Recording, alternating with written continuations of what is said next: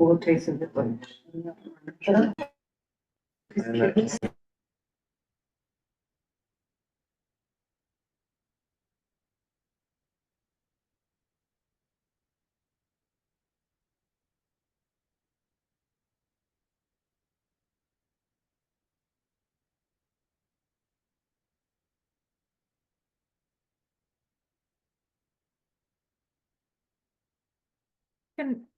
Is anyone able to hear me?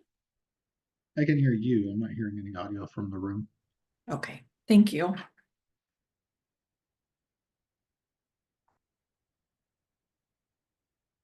Casey Carrier, the mayor, if you're there, could you please enable screen sharing so I can share the PowerPoint? That's what we're trying to do. Just 1 second. Thank you.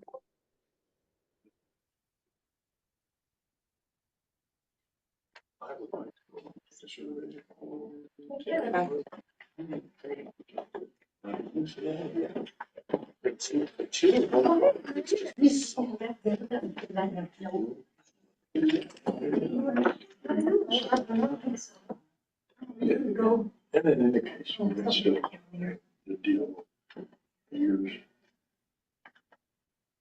like Christianville. So, we need to long-term lease it to the company. Get out of the so that you can.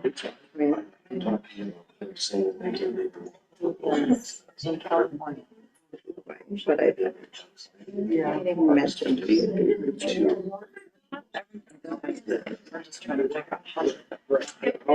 Steve Davis. Yeah, the golf course in Scottsdale or something. Yeah. It's just, it's something that, no, I haven't seen, I've been wanting to do it, but it's just. Oh, yeah. It hasn't been a lot lately. I was walking around looking at that too. I would pull it together, put a little bit of. I don't care about the Words are big. I hate the bug on one of those. I'm gonna take us.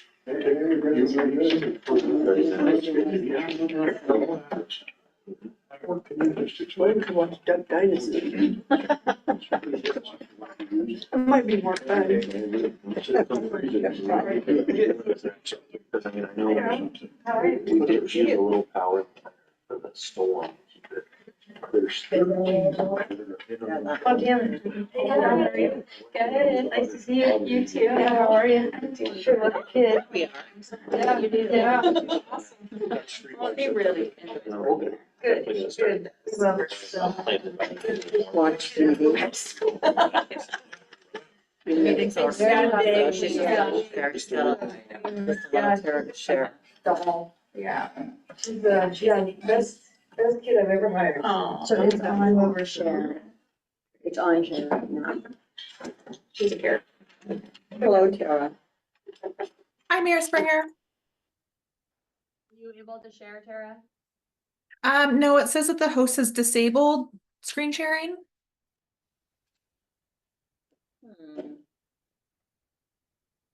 Hold on just a second.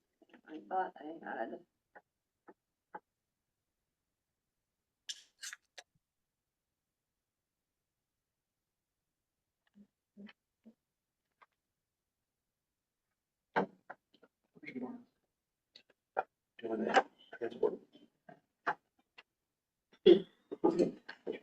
Can you Oh, it now? looks like yes, it looks like it's working now. Thank you. All right, are you all seeing a PowerPoint presentation?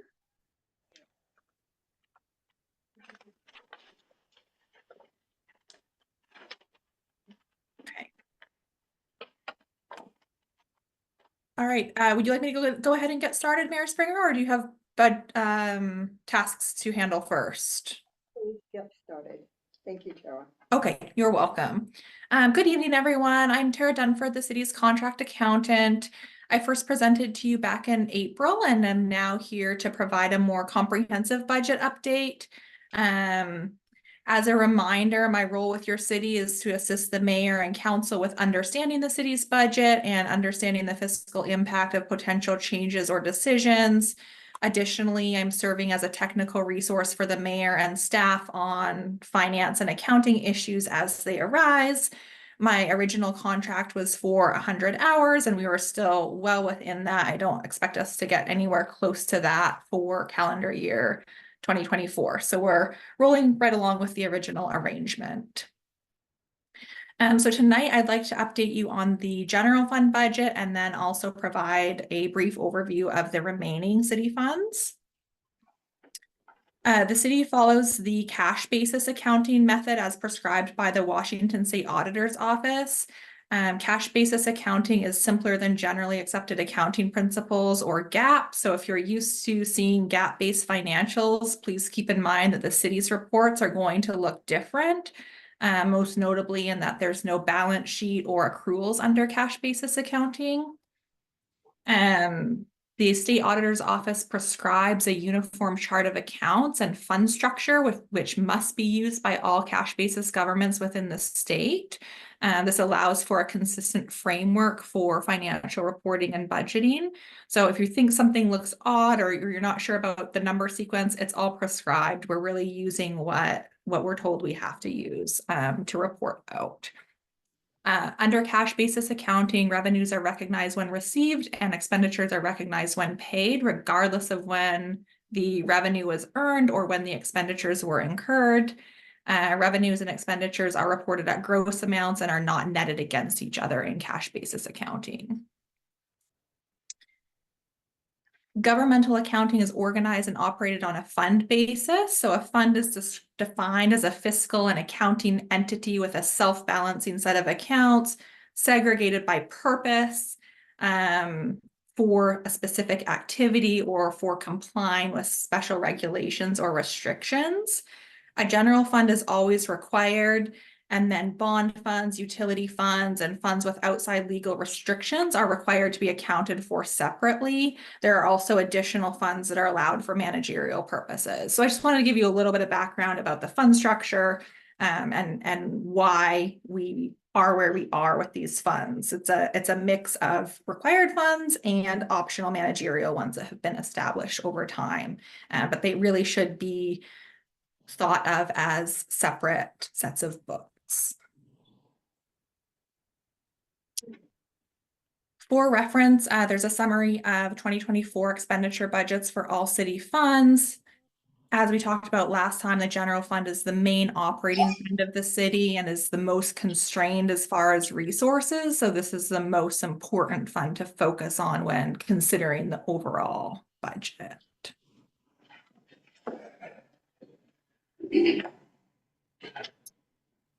This slide should look similar to last time. It compares 2024 budgeted amounts to 2024 projections. Projected revenues and expenditures are shown in green and are based on year-to-date actuals adjusted for planned changes to staffing and services. This screen that you're seeing is a very summarized version. There's a detailed version in your packet, in your packet handout.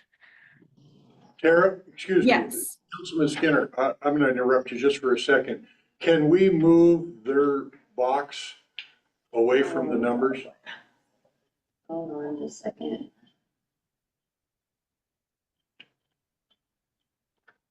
Is that better? Except that we lost it. Got to move the whole thing to the left. Oh, We zoomed in, I think. no, I just minimized all I did was minimize. The screen got bigger. Yeah. When you did that, Yeah. Oh, There you go. better. Thank you. Oh, we didn't lose her. Okay, no, I'm here. Are we good? Good to go? You're seeing the slides Yep. there now? Okay.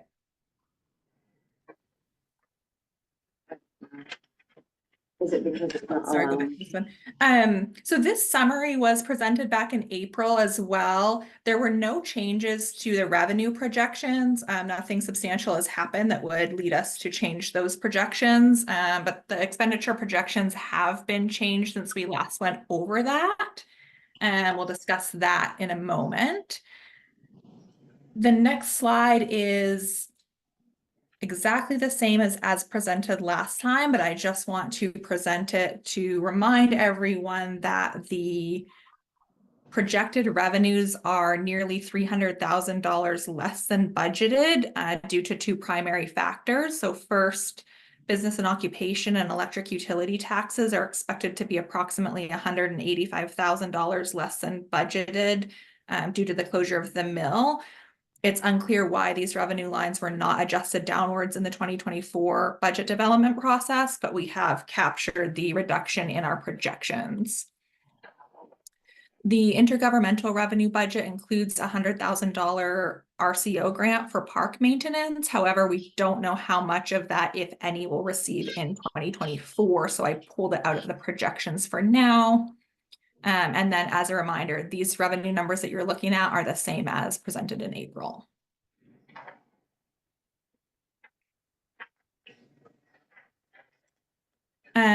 So we have three main variations between budgeted expenditures and projected expenditures. So first, the finance expenditures are projected to be approximately $45,000 less than budgeted due to vacancies in the city administrator, finance director, and deputy clerk treasurer positions, which are expected to remain unfilled for the rest of the year. Our updated projected expenditures are based on having a full-time clerk treasurer, a part-time deputy clerk, and a part-time utility billing clerk position, leaving the other three mentioned positions vacant. Note that the amounts here are related to the general fund portion only and don't include amounts that are allocated to utility funds. So the actual cost savings are more substantial. It's just that it's spread out across all of the city funds. The second significant variation in projected expenditures is for law enforcement. So those have been adjusted downwards approximately $59,000 to reflect reducing the number of police officers from 4 to 1, and then adding the police clerk position back at 10 hours a week and adding in the Aberdeen service contract. And lastly, there was a placeholder reserve for cash flow line identified in the budget. This placeholder account is not reflective of actual expenditures, which is why the projected amount shown here is 0.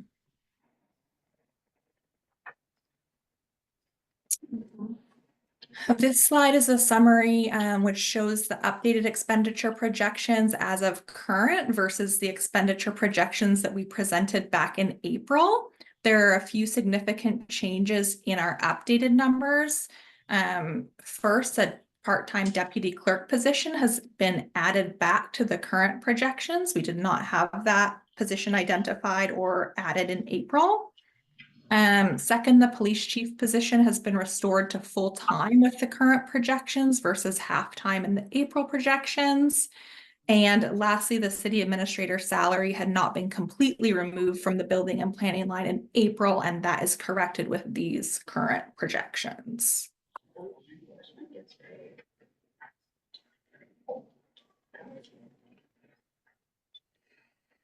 For this slide, please note that there's a more detailed version in your handout. It should be the 4th page of the general fund section.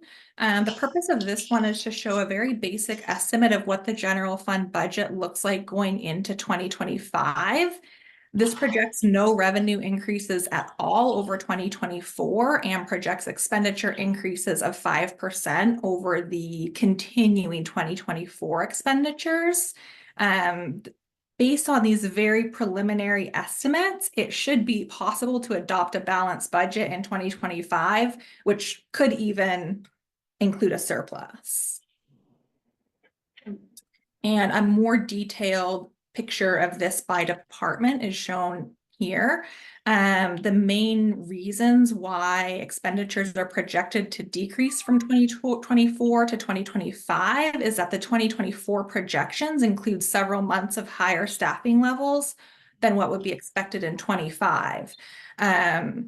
For example, there are 4 police officers, a city administrator, and a finance director on staff for the first 3 months of 2024. We have to include those in our 2024 projections because they were actually incurred expenses.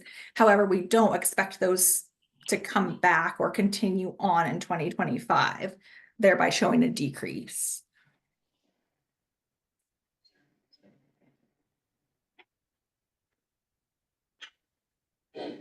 The main cost savings is projected to be in the police department, again, due to reducing the number of police officers, net of even increasing all other costs 5%. So I've broken it out by the main cost drivers in the police department to show how the numbers are changing from our 2024 projections to where we would start the 2025 budget process.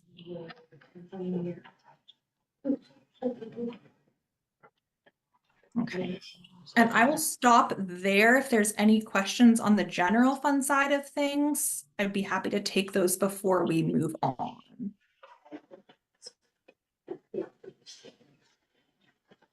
Do we want audience participation?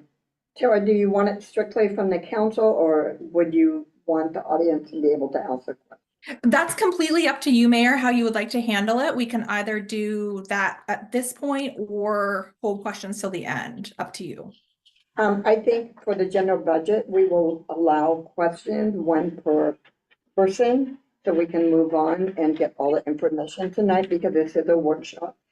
Please, you have a question, please state your name and your address and the question that you have. I got one for you, Tara. This is Councilman Spargo. Going over the general fund projections, it's looking like the fire control and ambulance is going up almost 20,000. Nothing else has taken that high of a jump. Everything's much more smaller. Any reason why we're going up 20 grand? Yeah, that's a great question. It's based on a simple 5% increase. So these are very preliminary numbers, very basic. Fire control and ambulance has been consistent in 2024, with no significant variations from budget. And then when we're looking at our 2025 projections, I wanted to show you a reasonable but erring on the side of worst case where we're starting for 2025, which is why I applied a 5% increase factor across the board to everything. And that's what that 20,000 represents. Thank you very much. Yep. Any other questions for the general budget? Please state your name. Kelly Daniels, what's my address? No PO box. Tara, I just have a quick question regarding the police budget. So based on the proposed budget, it looks like we only have a savings of $75,000. It looks like a proposed budget, maybe perhaps this year, of $59,000. If Heath goes back full time and we've laid off three officers with only a $75,000 savings, including the Aberdeen contract. If I'm doing the math right, it makes me think that we should be able to hire our officers back and cancel the Aberdeen contract if we're only saving $75,000. You'd think that savings would be significant, and it doesn't seem to be. So I'm not sure the contract with Aberdeen makes sense, because perhaps it could be lesser if we have our own cops, if I'm saying that correctly. Yeah, I think I'm following what you're asking. Note that the 2024 projection where we have the cost of police officers, that's for 3 officers for 3 months only. So we'd really have to go back to the 2024 budget to know the full cost of a police officer, which is roughly 100,000, give or take, depending on budgets. It's roughly 100,000 on an annualized basis. So these cost savings are pulling out those extra 3 officers, but only for 3 months, not for the full year. The full year savings is, in fact, 300,000, not just the 116. And the Aberdeen contract, that's a great point. I would equate the Aberdeen contract, again, in very approximate terms, the Aberdeen contract could equate to 1 police officer. They're roughly equivalent. So then, based on your numbers and projections, perhaps the council could look into bringing back additional Cosmopolis officers, canceling the contract with Aberdeen, because it seems as if we will have the funds to do that, which would provide 24-hour services from our own police officers as opposed to just an on-call service from Aberdeen. Yeah, how the numbers work out in a rough basis, you could afford 2 police officers and 1 police chief at a full-time basis, or police chief full-time, 1 officer and the Aberdeen contract. I don't see the numbers showing that you could go to more than 2 officers at this point. Well, that's a positive then. Your reporting is positive because that would help with vacations and sick time and more coverage in our area as opposed to on call. So that could be positive for the council to explore. Okay, thank you. Okay, any other questions? Okay, Jill, we can move on. Okay, thank you, Mayor. All right, so now we're going to go into every other fund that the city has. Some of these are more interesting and have more activity than others, but I want council and the public to have an understanding of everything that's out there. So here we go. Starting with Fund 002, which is the Fire Equipment Fund. This is an optional managerial fund. There's no reason you must have to have this fund. It was determined to be needed by the council at some point. It's not doing any harm to have it. It's just an additional fund. It is funded by a portion of the 5% utility tax dedicated for equipment replacement. And the funding is used currently for 75% of the 2019 fire truck loan. The general fund pays for the remaining 25%. This is essentially, sorry to interrupt you. We've lost the screen for the PowerPoint. for the Seeing your back. Yeah, Okay, hang on. thank you. It's beautiful. It's a beautiful picture. Yeah, like this one's better. Okay. Let me, oops.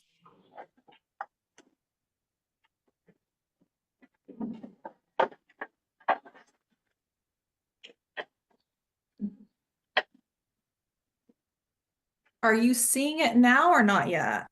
We're seeing you. Okay, sorry. Okay.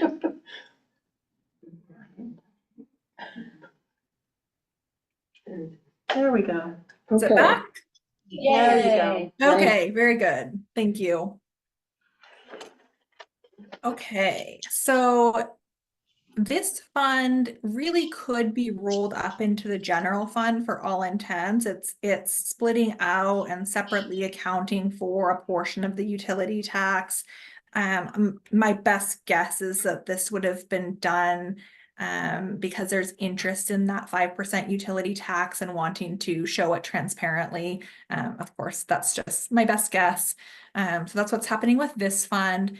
Fund 007, the equipment reserve, is very similar.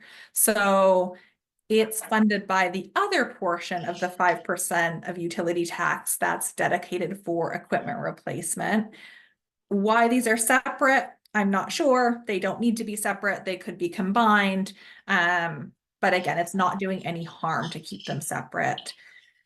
This fund is currently paying for debt service on the 2019 police vehicle, as well as Springbrook software. And next up is the drug seizure fund. There's a whole $705 in here.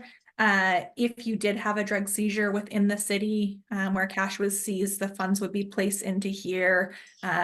Funds are held until they're either returned, if applicable, or if not, they're restricted for drug enforcement related expenditures.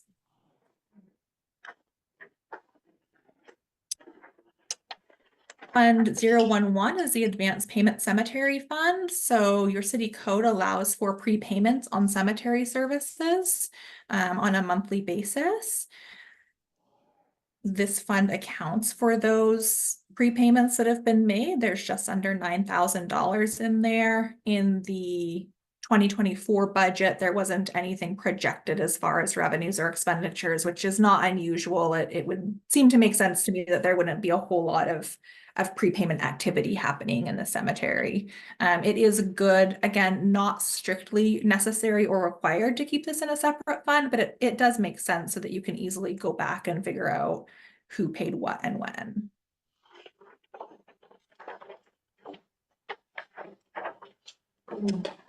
Next is Fund 012, Macraco Park operating. So we'll get to later, there's a Macraco Park Trust Fund.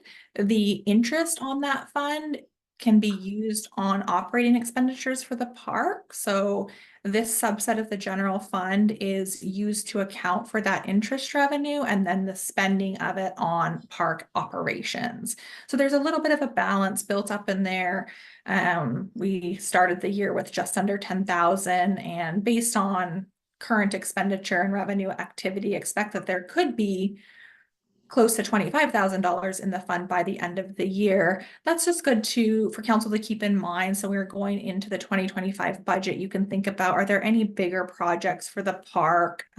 Obviously not huge projects, but if you need some fencing repairs or minor improvements, there is a little bit of money built up here that could be used for that.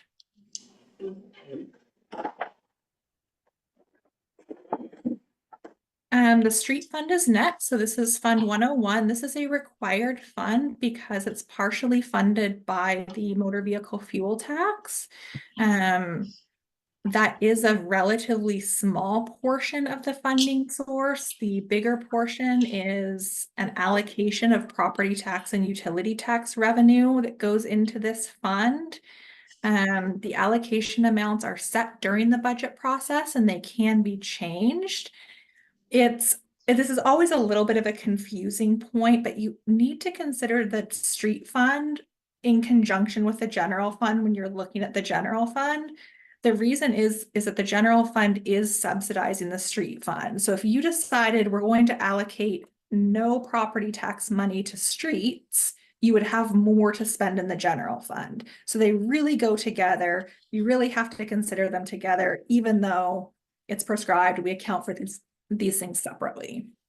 And that's not an inconsequential amount of tax money. There's $130,000 in the budget this year. Again, if you didn't put it into the streets, it would be freed up and available for other general fund activities. This fund may need a budget amendment. So just going back to a basic budget principle, council adopts the budget at a fund level for expenditures. So we're projecting that the expenditures are going to be over what was budgeted. That was a grant for LED lighting that's not included in the original budget. So we would have to come back with a budget amendment and say we're going to increase our revenue projections by this 23,000 and also increase the expenditures.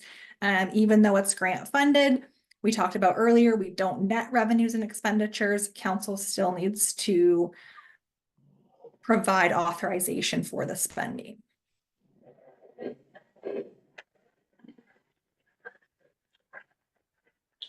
Fund 105 is a cemetery perpetual care fund. So this is a special revenue fund that accounts for proceeds from the sale of cemetery lots that will be used for maintenance in perpetuity once all lots are sold. So per municipal code, half of the lot sale fees are going into the perpetual care fund and the other half are going into the general fund for cemetery maintenance. The idea being that the general fund portion is maintaining the cemetery now as you're selling more plots. Once all the plots are sold, you won't have any more revenue coming in. That's where this perpetual fund will come into play. You'll then be able to use the resources accumulated as you were selling plots to provide perpetual care. So it looks like there's a chunk of money in there. It's great there's a chunk of money in there, but it's nothing you can really touch or do anything with at this point. Fund 204, I'm just providing this in the interest of transparency so you can see everything that the city has. There's $50,000 in this fund. It's an inactive bond fund. I've recommended to city staff that they reach out to bond counsel and find the original bond covenants and figure out where these funds can be transferred to.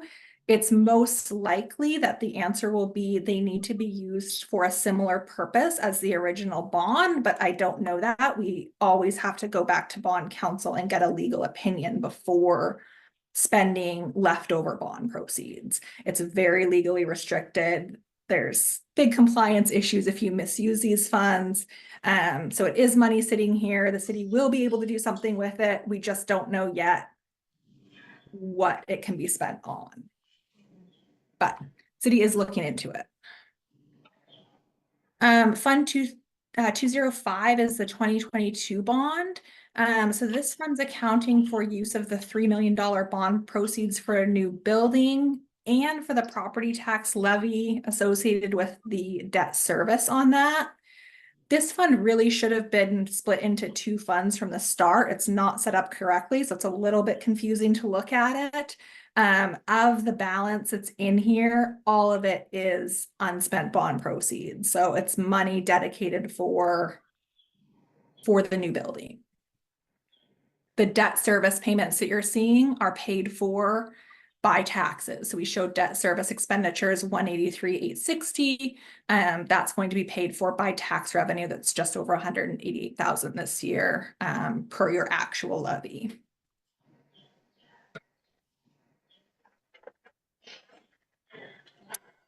Fund 305 is the real estate excise tax fund. So the funding source, as it sounds, is the real estate excise tax, which is a 0.5% tax on sale of property. Sorry, 0.25%. It could go up to 0.5%. That yours is 0.25% per sale of property. This is restricted by state law for certain capital improvements. So there's quite a process you need to go through to be able to spend this. The building project that's currently happening would be an allowable use under state law if council took appropriate action to use these funds. I'm projecting you'll have just under $255,000 in there by the end of this year.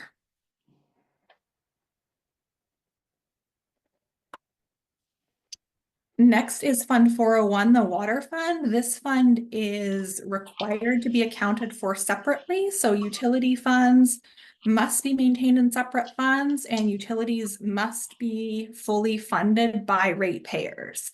So we can't have any money going back in between these utility funds and the general fund. We can allocate costs on a reasonable basis. So your clerk treasurer position, for example, can reasonably and fairly be allocated across all funds because that position provides services to all funds.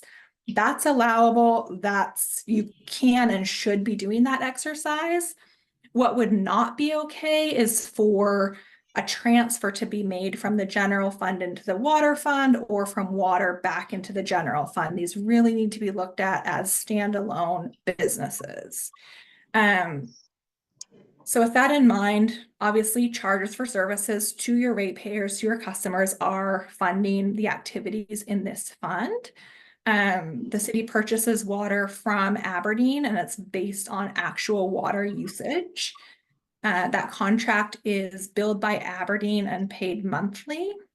The city is current on that contract and the fund is in good shape as far as having enough resources to pay its bills. The big unknown for me when I look at this is, what are your capital needs?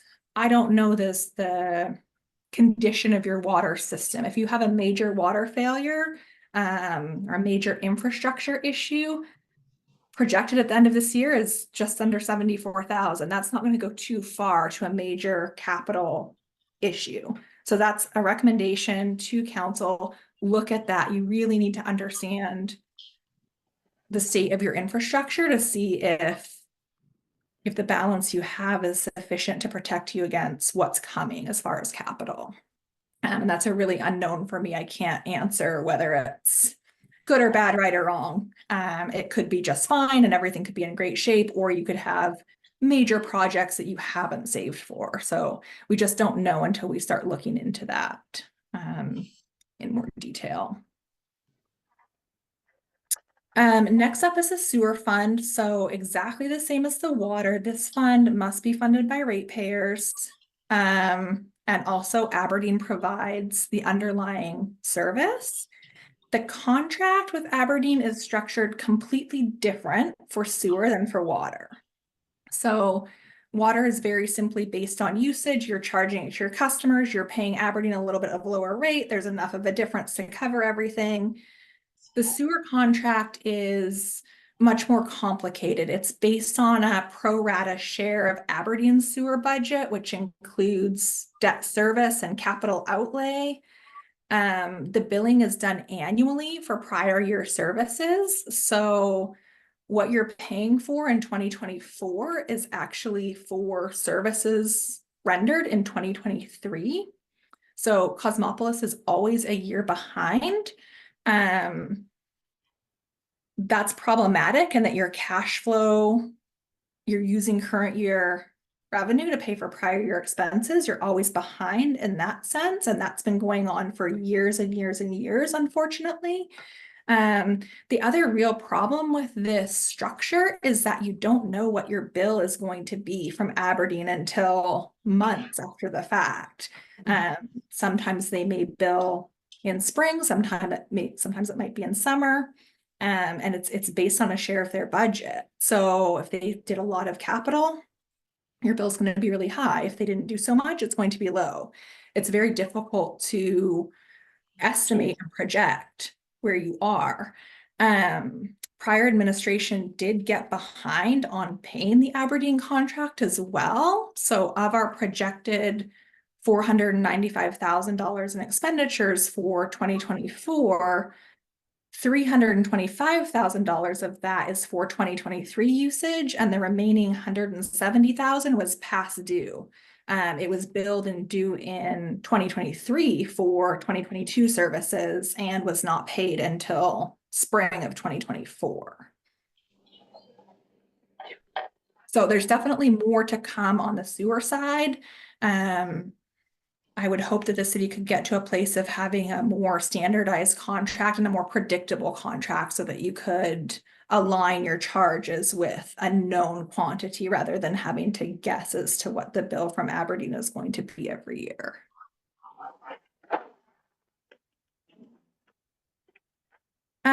Like the Fund 404 Local Improvement District Fund, presenting it just so you have it. This is another one that's inactive and we should look into. It's possible that there's a reason these funds are held aside. It's also possible that they are up for grabs. If the fund is able to be used for something else, it would be a utility related project.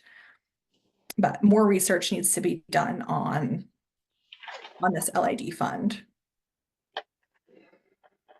Fund 410, again, this functions exactly the same as water and sewer, and that the revenue source is ratepayers. The difference here is that the city operates stormwater entirely on its own. There's no contract for service with Aberdeen associated with this. It's simply public works staff and then some other minor operating costs that are being accounted for in this fund. It's a relatively new fund, I believe, for the city to have a stormwater fee.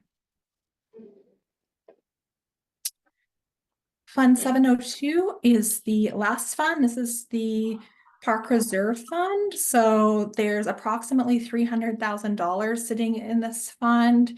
Funding source is interest income and then interfund loan repayments. There are interfund loans outstanding of $122,000. So your ending cash balance of $300,000.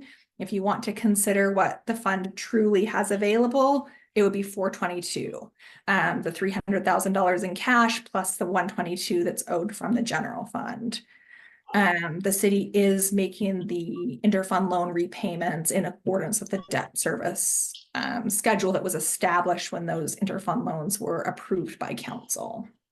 The interest income that's generated from the balance in this fund is transferred into the park operating account that we talked about earlier and used for ongoing park maintenance. The principal per code cannot be utilized.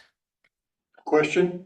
Yes. Councilman Skinner, could this fund be transferred into what we done with the bond money? Could we transfer this money into one of those loans?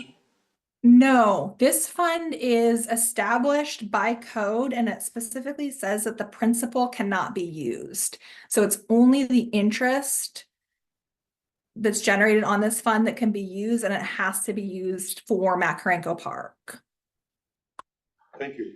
So Tara, on that, so I just want to be sure I understand. So when we transferred that bond money that was just sitting there and not really earning any interest, now, you know, in a month, we've made close to $7,000 with that bond money. So we're not able, I mean, we've not used this money, but transfer it to build it up. Can we do that?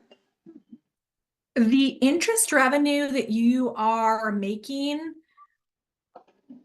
on the bond funds that you transferred is recorded here in Fund 205. So this interest revenue, and this is I projected 35,000. I think it'll be a little higher than that. I always project on the low side to hopefully under promise and over deliver what it's going to be. But like you said, you made $7,000 in 1 month on that. That's going into your bond fund and can be used for the bond project.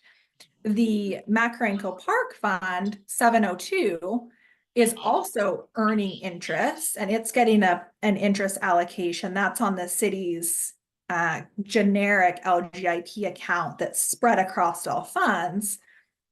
This portion of interest income is related to the Makarenko Park balance, and it can be used only for Makarenko Park. Does that answer? That does make sense. Yeah. And Okay. so what is the interest that we're making on this right at this time? I'm sorry?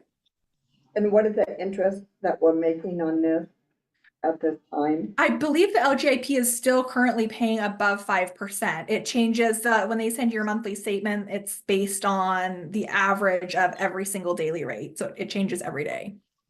Okay, good, thank you. Question. Please state your name. Cheryl Turner, 825.5 Second Street. Tara, or whoever, can you please explain that the endowment fund, the original endowment fund is in the bank, the actual cash is there. It's never been used and it's not pulled out except for the interest to be used in 12. So the cash is still where it's always been for the reserve fund. What I can tell you is that $300,000 is in the reserve fund. I don't know what the original endowment was. There's 300,000 in cash and there's 122,000 owed from the general fund for a total of 422,000. I have recommended to the city that they find the original endowment and determine what was the principal amount of that original endowment. That's an important question. The numbers you see here on the screen represent what truly is actually in existence now. And yes, that ties to money in the bank.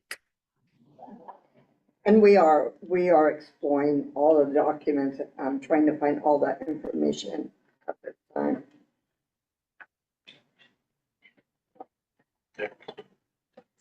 Okay. Any other questions? We can go on, Tara. So next steps, I'm pretty much wrapped up here.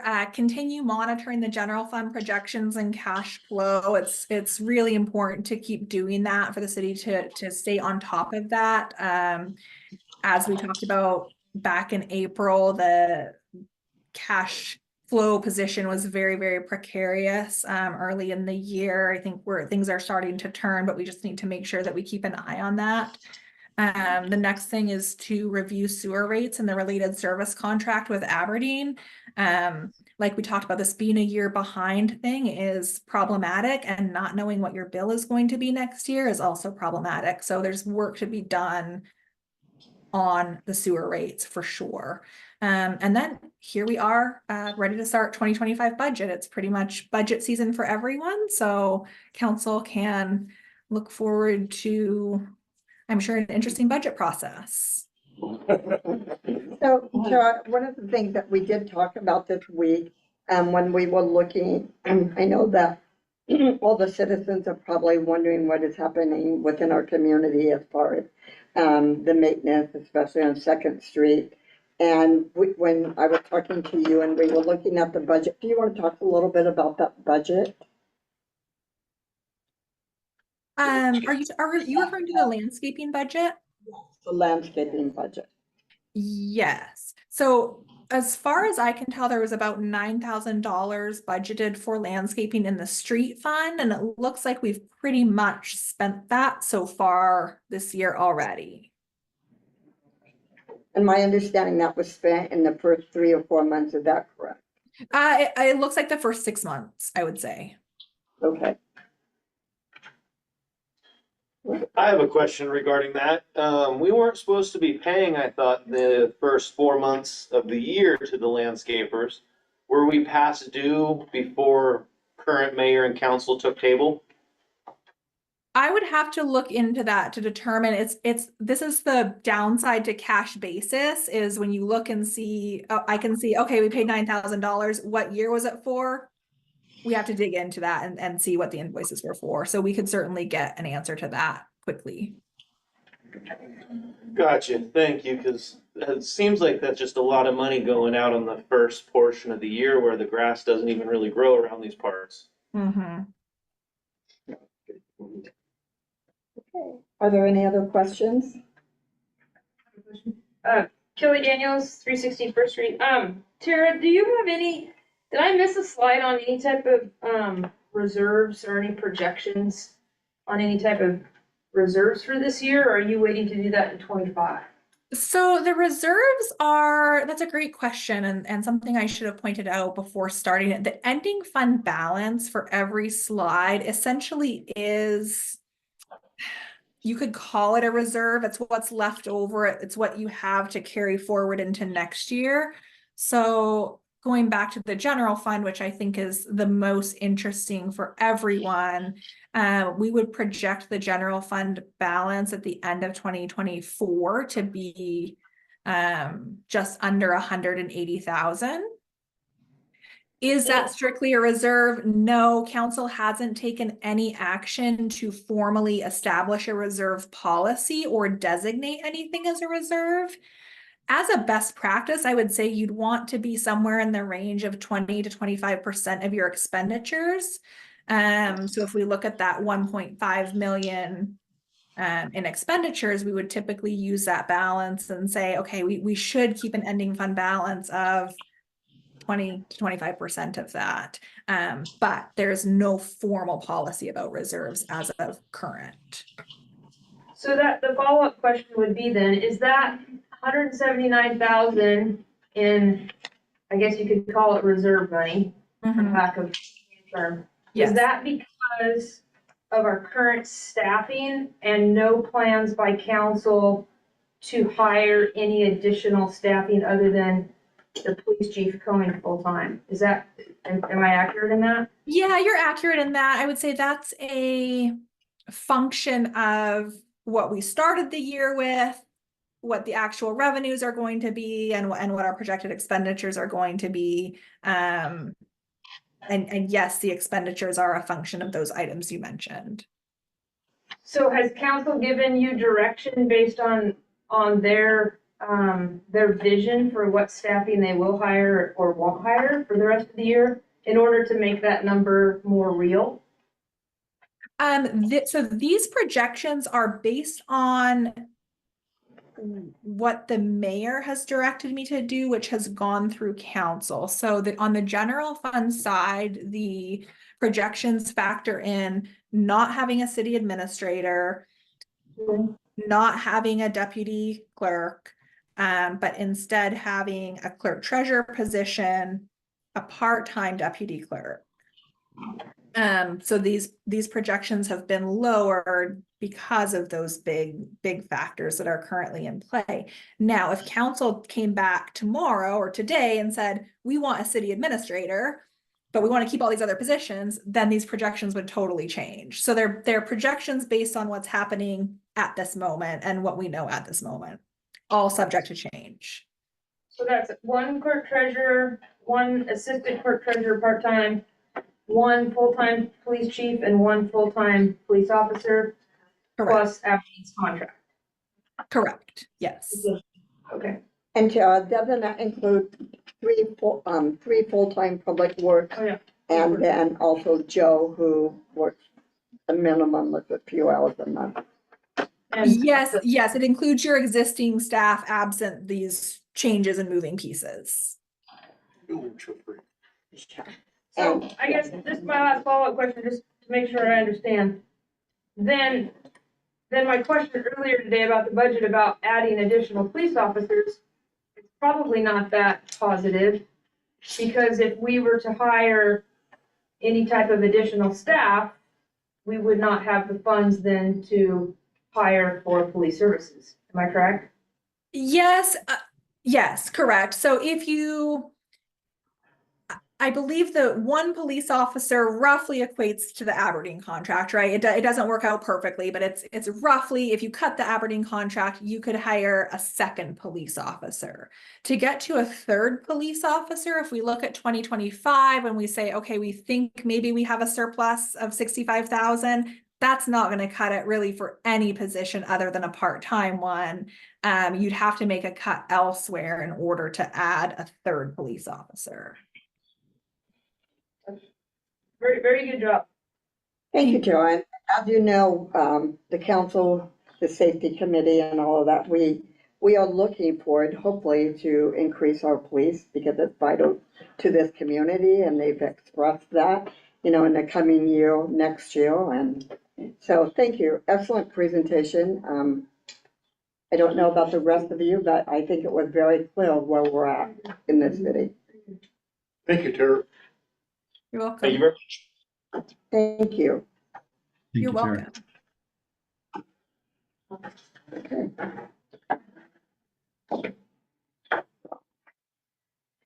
So at this time, we have about 8 minutes before the council meeting. If anyone would like to take a break, stretch their legs, do any of that. On the back table, there are some flyers back there about some programs that we have here in Cosmopolis. The library is coming to our community once a month. They'll offer full services as if we actually had a library here in Cosmopolis.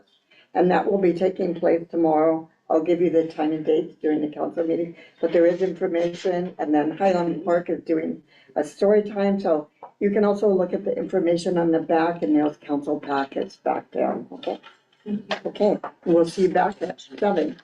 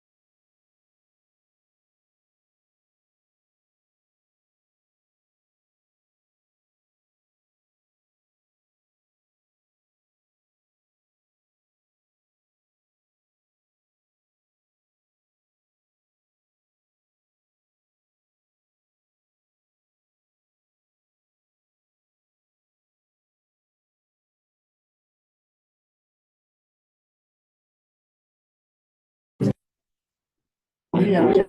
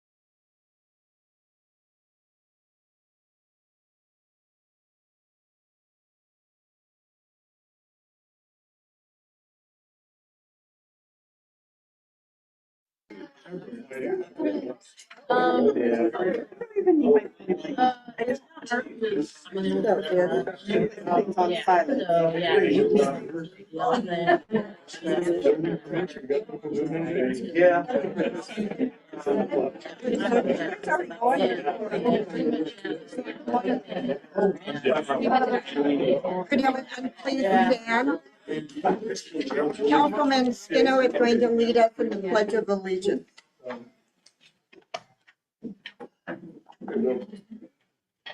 I pledge allegiance To the flag of the United States of America, to the republic for which it stands, one nation, under God, indivisible, with liberty and justice for all.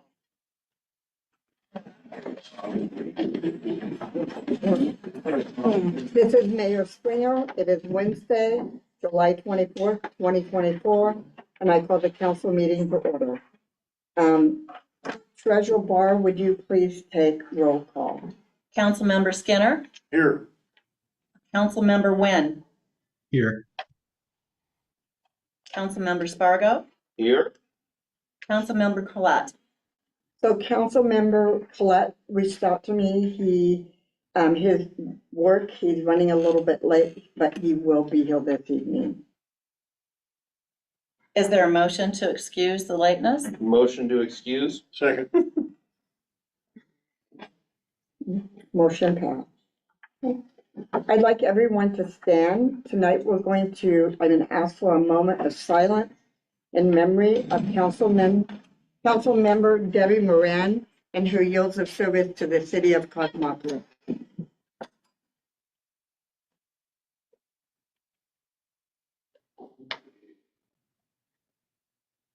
Thank you. Moving on to approval agenda, is there a motion to approve the agenda tonight? So moved. Second? Is there any discussion? Hearing none? Moving forward. All in favor? Aye. Aye. Moving forward. At this time, we're going to open the floor for public comments. For agenda items only, please state your name and where you live, and please address the council. This is not a question and answer time. This is a comment time.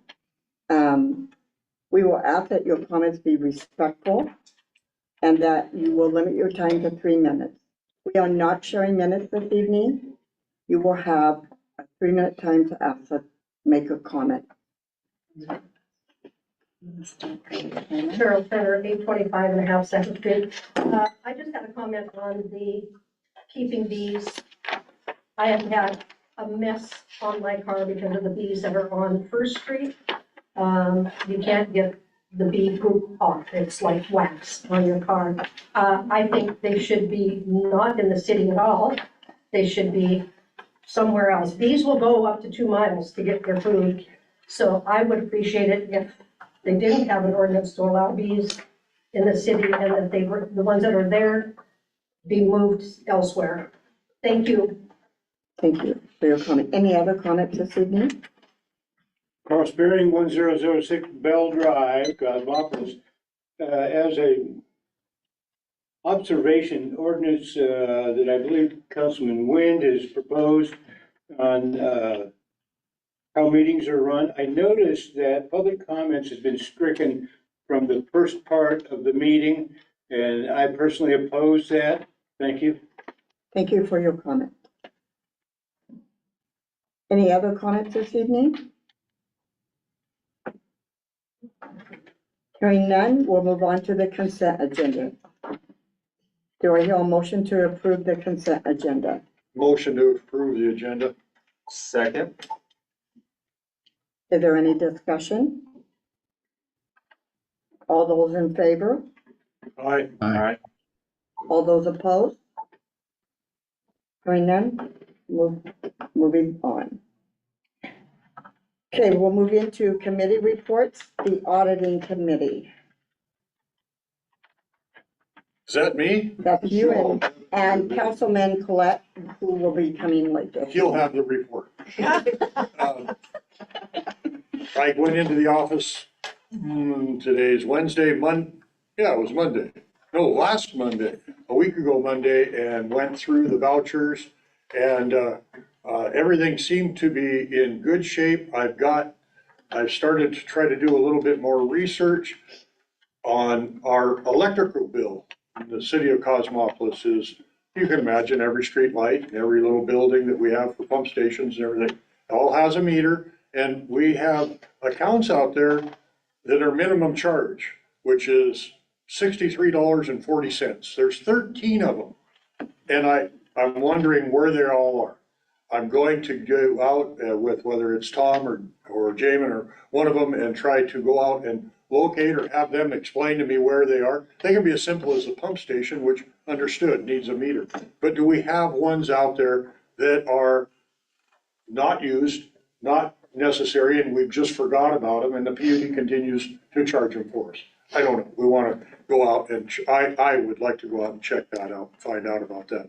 At the end of the year, it adds up to quite a chunk of change by the time we're done. So that's just something I'm looking at. Yeah, I just try to go through the vouchers and find something that sparks my interest, and the rest of them seem to be in order. Thank you. Parks. Mr. Nguyen, do you have anything? Just an update on the application, which is later in the agenda. So I'll turn it over to you. Gotcha. So for Parks and Cemetery, Olympic Terrace, it's gotten some action.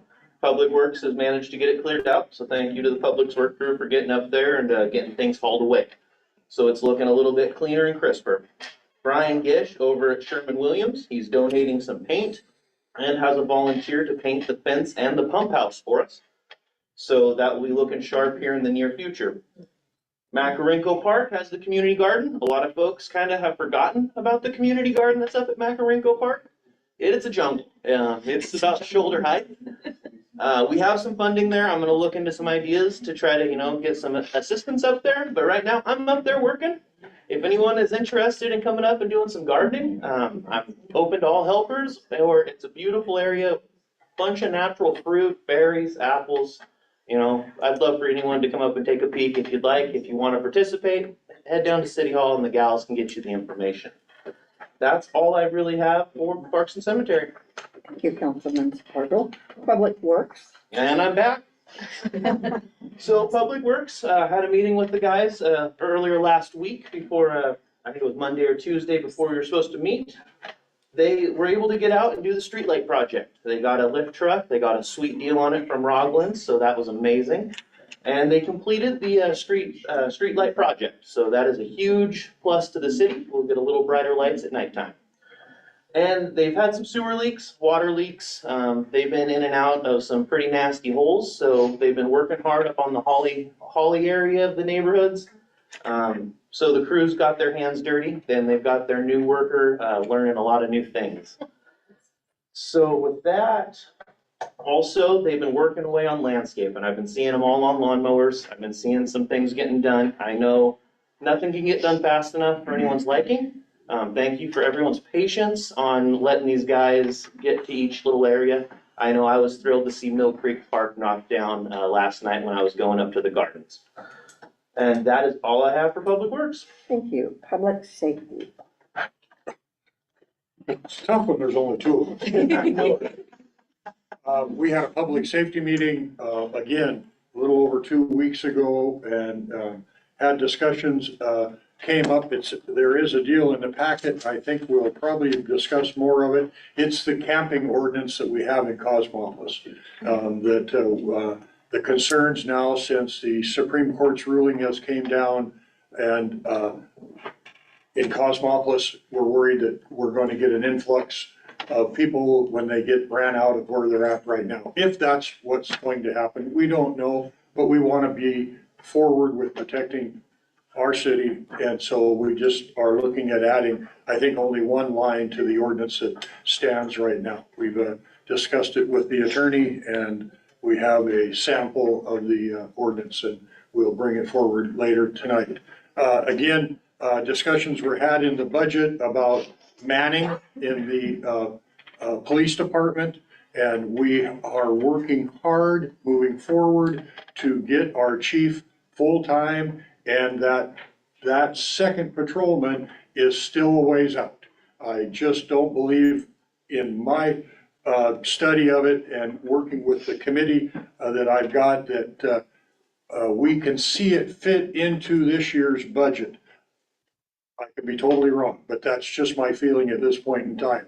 I explained to the citizens, I think 2 months ago, I had started a subcommittee in looking into a levy to help fund the police department. and for the upcoming year.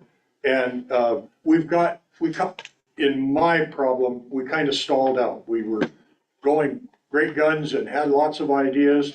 I needed these numbers from the CPA to give me an idea of what monies I needed to match. I work in simple numbers. I'll keep this short. I work in simple numbers. If it costs $200,000 a year for an officer with his equipment and a car and everything else, and there's only $100,000 in the budget, then that means a levy would have to bring up another $100,000.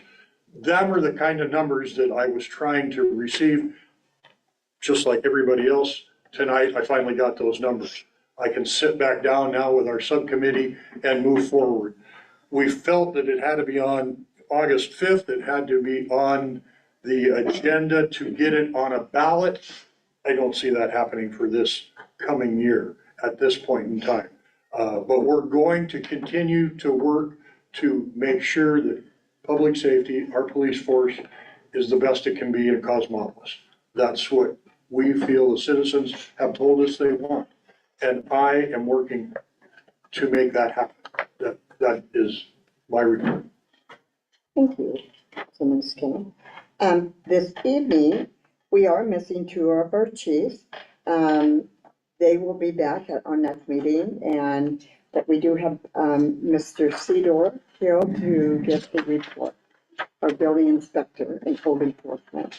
So last month I brought up back about the Board of Adjustment.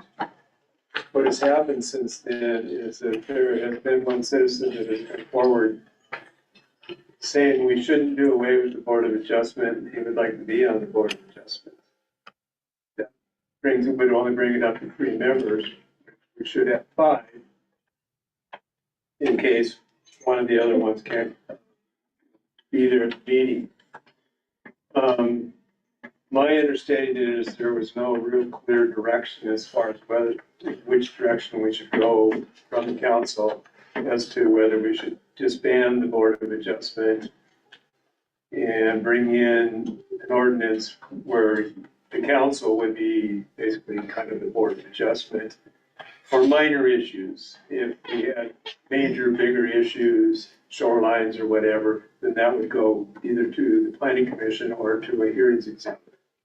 So I guess basically what I'm saying is right now what we need is, do we want to move forward, instruct the city attorney to bring forward a ordinance to disband the Board of Adjustment, or do we want to put it out there again, see if we can't get a couple more citizens to be on the Board of Adjustment? And We need some kind of a direction as far as what we want to do. sorry. And our attorney is here. Chris Coker is here tonight. I don't know if you want to interject anything into this at this time. It's up to the council how they would like to direct us. I'd like to ask a question to Chris or whoever can answer it. So currently we require 5 members on the Board of Adjustment. Where is that encoded? Is that a city regulation that we could amend? If we had 3 or 4, just wondering if that's an option. I think it's in code. I couldn't answer that, whether it's a code or resolution or most, I don't know. Maybe I'm speaking out of turn here, but I believe most cities have at least 5 members or more on their committees, Board of Adjustment, Planning Commission, Civil Service. Yeah, all those different committees. Some have as much as 7. So it's kind of up to the. Is it possible to explore some kind of a joint model where councilmen can fill in if we have less than 5? Is that, I don't know if that's needlessly complicated, but I'd prefer for us to maintain that kind of divide between the Board of Adjustments and council, if possible. That's not allowed per state RCW. Okay, understood. I would like to see that we wait one more month see if we can get two more, and if not, come back with that ordinance to switch to the minor or the adjustments being done by the council, the minor adjustments being done by the council, variances. So my 2 cents is, maybe we make another public post on our city website and we try to get a little more ground on getting 2 more members. But if we can draft something and we have it for next council meeting, where next meeting we will vote to either, if we find 2 more members, make it a group of 5, or we relinquish it and we put it back on council. So could we have that for Well, something to vote on for next meeting? well, the question will be, what are we voting on? To relinquish, Hybrid or- no, relinquish the board and have it, the council become the board. So no middle ground, no complex matters go to a hearings examiner, it would be, everything goes to the council? The smaller things, the ones, as Bill mentioned, the bigger, more drastic things, what did you say? Go to a hearing examiner. So council would handle the smaller things. Yeah, what I would suggest is if that's, I mean, what I don't wanna do is do that if we're not gonna need it. Yes, right. So I think what we should see, I mean, we have like 1 thing pending or something right now. We've got 2 variance requests. Okay. Well, I guess technically there could be 3 because there's one that's been sitting there for well over a year and nothing has been done on it. Right. So, which I just found out about because I thought they had withdrawn. But money is still sitting in the city coffers where they paid for the variance, but then the hearing was never scheduled. So come next month, if we aren't able to find 2 more members, how long would it take you to draft something if we could, say, make an emergency meeting for the following week? Just to get this ball rolling, since we've already prolonged it. I mean, I think we already have something kind of roughed out. Okay. So just, but, again, if, I don't know what our rules here are on ordinance presentation, readings, things like that. It'd be a pretty big switch pretty quickly. It might be, I would recommend public comment and. Yeah, ideally, I don't want it to fall back on council. Hopefully, we do get 2 citizens to step up and make it a group of 5. That's what I would push for, and that's what I'll advertise for. That's what. And it looks like we might have a 4th member sitting on the back row there, so we might, and possibly a 5th, so we might have filled our groups. Yeah, good point. So let's, yeah. So it looks like we might have the 5 we need to get the ball rolling. So if something does not occur, then we can put something together fairly quickly. Awesome, thank you. Yeah, if we do get enough where we have 5 members on there, then because their terms expired in 2022, then it would be up to the mayor to ask council to confirm those new members confirm all of them on the board of adjustment. She'll appoint them and then the council would confirm them. And do you need that done urgently, or can we do that at the next meeting? No, that would be done at the next meeting. We still gotta wait and see if we got. And what do you need the new members to possibly do? Fill out anything or come in and submit? Yeah, they just need to submit an application or To your email, the mayor's email? probably the mayor. So what we've asked of this position is anyone interested, please submit a letter of interest. Why you're interested, come in, provide that to us. That goes on to I forward that on to our council. And thank you for the hands I saw up of interest. So Chris, how do we move on at this point? So With what, with this issue? with this discussion. We discussed it, I think, the discussion is if we get a couple more people and revisit it next meeting. Okay, so then hopefully at the next council meeting, Council we will have come back with an answer by next meeting. next meeting. Okay, and then for Chief Lehman, he had asked Casey Grove to provide some information to citizens this evening. So official role is police clerk at this moment. One of the things that we are finding is a lot of folks may see something going on or like for instance, the car prowl situation. They might come out and say, oh, my car was gone through, but there's nothing missing, so I'm not too worried about it. I'm not gonna call it in. I'm just gonna post it on social media. And so we get a lot of people saying, well, I saw that too, or mine's like that too. We really encourage you, please reach out and call those things in. I put cards back there with the non-emergency number, because at that point, calling the non-emergency dispatch number is the best way to do that. And report that, because oftentimes if something happens to one person, maybe it has happened to others. And the police department can't build a case and know what's going on if they don't get those reports in. So please utilize that non-emergency number, call those things in. Don't call the police department number, because that number is not manned 24/7. If something is going on, please use the non-emergency dispatch number. They can get an officer to you, get a report, get an officer calling you back. So we really are encouraging everyone, utilize that number. I have it programmed in my phone, non-emergency, and I used it twice 2 weeks ago in the same week. So for different things in my neighborhood that were going on. So it's important. Obviously, I put on here also, if it's emergent, yes, use 911. And it all goes to the same dispatch center, but they have it divided out. So when you call this number that's on the card, they actually answer it now, non-emergency dispatch.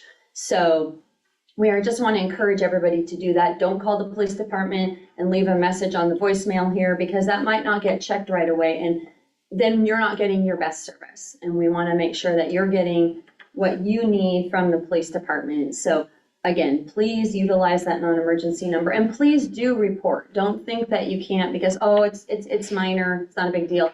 We want to know that, because we did find that multiple people had that happen to their cars the last time. But we were seeing all these posts about it on social media, and no one was calling dispatch about it, or we didn't have any official calls. And then people are saying, oh, you should call that in. And there was, lots of discussions on that. We're not going to respond on social media to you, because that's not the appropriate way, but running it through dispatch, and then an officer will get in contact with you, and we can get that recorded and reported and find out if, in fact, it's a global problem that we're having and lots of people are dealing with it, or it's just a one-off. So do make sure that you're utilizing that number. Don't feel like you can't. And again, not leaving messages on the police department, or just calling chief directly on his phone. He may not be within range or available, and you're not getting service as quickly as you can by doing it that way. So we want to make sure everyone's getting the service they need. Also, we do have someone from Aberdeen here if you have any questions about anything that Aberdeen has been doing while they're servicing our community. We did get a report from Aberdeen today. We will be putting that report out on our official page, so you can kind of see the updates and what they're doing. Would you like to stand up and introduce yourself? And Steve Timmons, I'm the commander with the Aberdeen Police Department. thank you. Any questions at all, I'd be more happy to answer. I want to say thank you. You're a good partner. I've seen some of the officers. I saw Officer Chinosky. We all know him. He served our community well. And, and we have Officer Bailey back there that is always out patrolling. So we appreciate it. We appreciate our officers in this community. Thank you.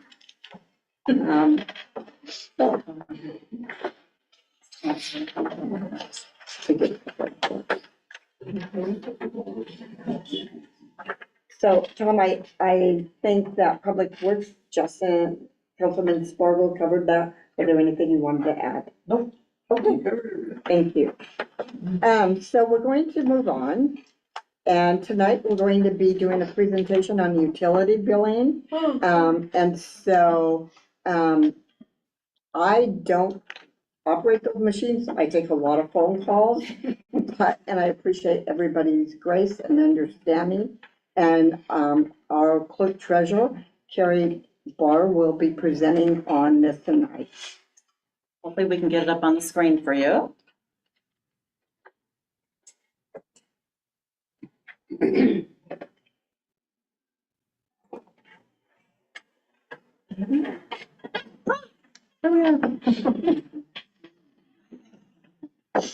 Hopefully I won't lose my mouse there, maybe. Where'd it go? Ah. You want to watch it? Yeah. Well, as Mayor said, thank you for your grace. Yes, we have had challenges. I know that you felt them, we've felt them. And as they say, when you know better, you'll do better. So on, earlier this week, or was it last week? Yes. We had, Jonathan Jorgensen from JD Fowler, who is our representative for Camstrump, who has our water meters. They came and sat with us for 3 hours, going over the program, going over the metering, going over issues that we've had in the past, present, so we don't have them in the future. Helped us understand the files as they come down, so we know now what we're looking at. We also found some interesting things with their instructions, that if you followed them exactly, you'd get an empty file. So we learned how not to do that. It was a really good time spent for us to learn really the systems that we have and what we're responsible for in them, so that we can get you accurate information. So there have been citizens that have called and said, you know what, I don't think that this is exactly right. And you're correct. Your last billing did have an extra 12 days in it. And if you look at this, this is an example of one citizen's bill whose information is redacted, so you won't know who it is. But this is a typical thing that you'll see on here. And this field right here, is it a date? Is it a month? Is it a year? I didn't know. Which one? This field, right, oh, so my mouse isn't showing for you. There it was. It was it? Yeah. Okay. Okay, this field right here, Yeah. it says reading date. If you look at it, it says 07/12/01. Well, is that the 12th of 2001 in July, or what is that? What this is, in fact, is the month, the day, and the hour of the last reading. So again, citizens said, well, we suspect there's an extra 12 days in there. And I said, I suspect you might be right, but we really needed to prove it to ourselves to know what this field is. Well, now we know. And in fact, the field as it reads from the meters is month, day, hour, minute, second. So we know exactly the last time the meter was read. We didn't know that. We know that now. So on this billing here, you'll see usage. This usage really equates to an extra 12 days of usage on every bill. It wasn't hit or miss. It really is every bill. But because that included the 4th of July, well, some people were here, some people weren't here. It was hot. Some people watered more, but if you weren't here, you probably didn't. So some of you did notice a difference on your bills. Some of you didn't. So it was kind of a mixed bag. We did take note of those people that, said, hey, there's something really wrong here. We had, give or take, 20 to 25 folks that really voiced a concern, and I want to appreciate those folks that did. Because as you can see, the date says 6/1 to 6/30, but we know it had 12 extra days. So how do we go forward and fix that? We're encouraging you to pay your bill, because next month your bill will be those 12 days shorter. So it will catch up. I did want to go over a little bit of just what your base rate is too. If you are a customer that has full service, meaning sewer and water, the base rate alone is $156.85 before you take a drink of water or flush a toilet, right? That's no usage on that at all, is $156.85. So in this case, this customer had usage of 795 cubic feet, and that's what the measure is, there's cubic feet. I did their 12-month average. On 12 months, usually they would use about 373 cubic feet in a month, right? So in this case, they had an extra 422 cubic feet in this billing, or approximately $30.35 higher than what they should have had. So I hope that helps understand a little bit. I know we've learned a lot. We did have Jonathan, he wrote us a really nice email about what the recap was and how we can go forward.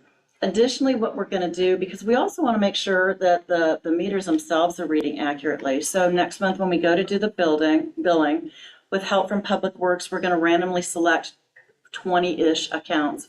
and we're gonna have them do a manual read, and we're gonna compare that to what we're getting when we pull the file down.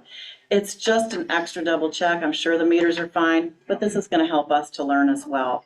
What are we really seeing with it? So I do appreciate your patience. I don't want to address anybody's individual bill here, but if you do have questions, please come into City Hall. We really do want to see it. We want to help, we want to understand, and make the process better for everyone, so we can serve you better. Great. And did you want to talk a little bit about the software? The software is Reedy. It's a software program that's actually provided by Camstrong. It, like any software, it can have issues if they go through an upgrade. What can happen is the formatting of that file becomes slightly different. And when we upload that file into Springbrook, which is the software that generates your bill, we can have problems with that. But we now know how to read that file so we can prevent those problems from happening before it gets into Springbrook. And that's really where we need to stop it, is right there. So Casey and I think, learned a whole lot. And I think it was a good learning. We're also gonna go through and make our own process book in it. Because again, if you go out to the Reedy site and you follow some of those processes, it won't give you the result you're expecting. And Jonathan actually did take that back to his management team as well, to let them know that's not exactly right. So it was good feedback all around. This company, JD Fowler, this is their first time taking over our account with them. So this didn't cost the citizens any money at all to have him come out. I want you to know that too. It was no money. It was a good visit for him to come out and understand our systems and understands who's working with them. So it is meaningful.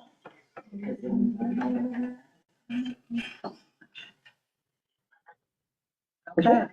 Okay, moving on. So tonight, when Terrell was looking into the budget, every area, one area is the sewer, that we are really going to be looking at that. There are some concerns there. The sewer contract with the city of Aberdeen expired.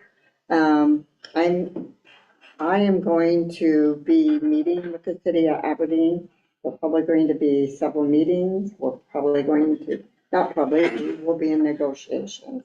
That will all come back to the council. So I just want you to know that this will probably be a tough road ahead for us. And it's something that we walked into, unfortunately, and we're going to have to do our best to negotiate for each and every one of you. I'm a citizen too, here in Cosmopolis. And so we will keep you updated at every council meeting where we are with this and the negotiations with Aberdeen. I did not sign, I'll tell you right now, when I came in, there was a contract that would not benefit the city of Cosmopolis, and I did not sign it. It would have put us close to $2 million in debt with their infrastructure projects that they were looking at. So this is where we are right now. And we do owe some money, but we have some tough negotiations that we have to have moving forward. So the other thing that we're going to be doing, we realize, it's been kind of an interesting few months. And as I said, most everyone has shown a lot of grace. You've been kind. There's been a lot of frustration, which is understandable. With that said, we realize with having a technician coming in and that training, and we've really just been putting out fires and going nonstop. You've seen the hours that we're putting in here. Not just me, Carrie is here all the time. So it's Casey, and I'm like, you need to go home. This isn't okay. And so, but we're all here because we really want the best for all of you. And we have a great council who they are working, it's a good working council. And they're meeting in their groups, their subcommittees, they're welcoming citizens, and reach out to them if you have questions or you want to be involved. Please reach out. I would encourage you to do so. With that said, we realize how important some training is and how needed it is. So for the next 2 Fridays, The office will be closed to citizens, but we will be working. And it will be closed Friday, July 26th, and Friday, August 2nd. You can drop stuff off, but they are gonna be working. I will be here to answer phone calls, do that type of thing, but these gals are going to be going through training. So they can serve this community and provide the needed things that that are needed for each and every one of you. The other thing that we looked at, 8 to 4 o'clock, I worked all my life till I retired. That's a really wonderful schedule to have. Does it really serve our citizens? We believe it doesn't. And so on Wednesday, starting on Wednesday, the office will be open at 7 o'clock in the morning for people who are on their way to work and want to drop off a payment or have a question. And we're gonna work till 5:30. And I'll let Carrie explain what that looks like and how that's going to work. Sure, we're gonna split hours, so Casey will be in from 7 until 3, and I'll be in from 8 until 5:30. So we've really noticed a lot of people just running up to the door at the last possible minute. And I just think with folks working, it is hard to get to the office between those hours, so. And Wednesdays only, not every day. Wednesdays only, and that's starting July 31st. And again, I just want to remind everyone, I know you have questions, but this is not a question time. There will be It's not a comments. question. I just was gonna say, that time is set by ordinance. The hours are set by ordinance, so that ordinance will have to be changed. So Chris, we'll talk to you about that and how we can move about that. Sure. Okay. Anything you want to add to that? Oh. So our goal is then, if that's an ordinance, we'll work on getting that changed, bring it before the council, because our job is to serve you. Not make it convenient for us, it is to serve you.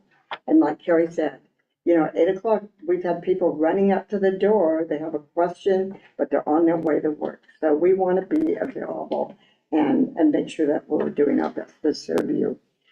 Just want to talk a little bit about what is happening. We had a youth soccer program here, and it was at Macarena Park. That was on July 8th. It was a free program. We had it out everywhere. It was on the webpage, everything. They had 40 people at that camp. It was a Christian youth soccer camp. It was very well attended. They're looking forward to coming back next year. As some of you, I talked to you a little bit earlier, I've been trying to get library services because we don't have a library. And so I thought about the bookmobile. They no longer do a bookmobile. It's called Library Anywhere. Library Anywhere. And so. Library. Pardon? Anywhere library. Anywhere library. And so what they're going to do, it will be once a month. It's on Thursday, and they do 3:30 for story time. Then after that, 4 to 5. And they have could you read the services that they're going to be offering, please? Get a library card, borrow and return books, DVDs, and other media. Pick up library holds, access to Wi-Fi, printing, coming soon. Activities or take-it makes, help with online library services and summer library program. So this is great for our community. I would really encourage you, go out, say hi, welcome them tomorrow, and go use this library service. And if you have people, if you know some of the older people who don't drive, but they could get maybe someone to take them down there, encourage that, do that. I'm hoping to find a place that the weather starts to turn, that we'll have this all year if they continue this. And so they do this in cities that do not have libraries. And then on Wednesday, they do up at Highland Park, there's a crafted story time. We started this last year. It's been low attendance. It's really for younger children. But if you know people with younger children, encourage them to do that. That is the second Wednesday of every month. So a little bit, we talked a little bit about the grant for Mill Creek. That's a preservation grant. Probably, I would say in the next couple of weeks, the contractor will be starting on the tennis courts. Our public works will be doing a few things at the park, the bathrooms, helping getting some of that fencing back up. But we're trying to make sure that, as I said last time, that most of this is covered under the 100,000 presentation grant. The other thing I've seen out there on social media, and again, we don't respond, but I want to assure you, we are back up to the number that we had. We have 3 public workers employees. We have Joe Ortiz, all of you probably know him. He doesn't work all the time, but he does fill in. We want to encourage and work toward giving, if the guys need a weekend off, you see that, oh, they're working 16, 18 hours a day. Because we do have a water meter company coming in and reading, it is an option for our staff if they feel that they want time off, and we have shelled that. And so, and pretty soon Jennifer will be able to take on some of that. And a lot of you people have seen Jennifer out there working. So I feel like we're doing well in that department. So the other thing, when we talk about, and thank you, Councilman Spargo, for getting out there and working in the public garden. There's been lots of conversation, but nothing has happened, and he really jumped in, and it is happening. And so one of the things, we have so many volunteers in this community that I really want to host something in one of the parks to thank our volunteers. We have 3 parks that are maintained by volunteers. Andy Duffy mows Macarengo Park. Bill Newman and Denise Newman mow Olympic Terrace. Brian Allen and Gus Nielsen mow Highland Park, although you probably saw his lawnmower caught on fire. So I don't know what's gonna happen with that. But so we do. And then, don't forget our gals out there with the water jugs, watering the flowers on First Street. That's all volunteer time. And that's just a handful. It was, I think, I could just go on, but on our city page, we're going to do a dedication to volunteers with pictures. These are people, they're not getting paid, they're just out there making a difference in this community. And if you see them, even them ones out there watering, wave, thank them, because it takes a lot. So I probably like most of you, I am pretty disgruntled with the way First Street and Second Street looks. I'm very disgruntled. We have a gentleman, Brian Allen, who has talked to a landscaping company. They walked the whole city, first and second, the trees, everything. They will do this for $3,000. He is going to pay for that out of his own pocket to get this city back in shape. And Daniels, she took care of her property as a business person. Hopefully that will encourage other business people to take some of that on once we get a good handle on this. So that's very appreciated. And then other than that, moving forward, Festival in the Park, vendors that would like to be in part of that? It's going to be at Lion Park on the 8th. We do have, September 8th. And gosh, these girls, ladies are great, keep me on track. And we do have a couple landscaping bids, and it's just for the cemetery. Because as we talked about earlier, the majority of our landscaping budget was used in January, February, and March. I can't even speak to that. So really, I appreciate Mr. Allen's donation to get First and Second Street in shape. But the cemetery, it's a lot for our public works, and they do need some help there. So we are looking at 2 companies, and I'm gonna pass this on to the councilman. And I'd like to have them make a motion to move forward with one of these companies so we can get them employed to assist public works in maintaining our cemetery. The company that was there before, it was horrible. They broke things, they broke a tree, they left grass on the gravestones. I took pictures. They were only showing up, if they did, an hour or 2. Maybe once a month, and it's pure. You can see from our city what it looks like. So their contract was terminated. Councilmember can't see that. Councilmember Nguyen, did you get that? No, I was just going to ask if that's in the council packet. I don't see it in there. I'm sorry, it's not. There's two of them, and I guess I'm looking at a monthly cost of $980.10 from Jacob Forever Lawn Care. That's mowing once monthly?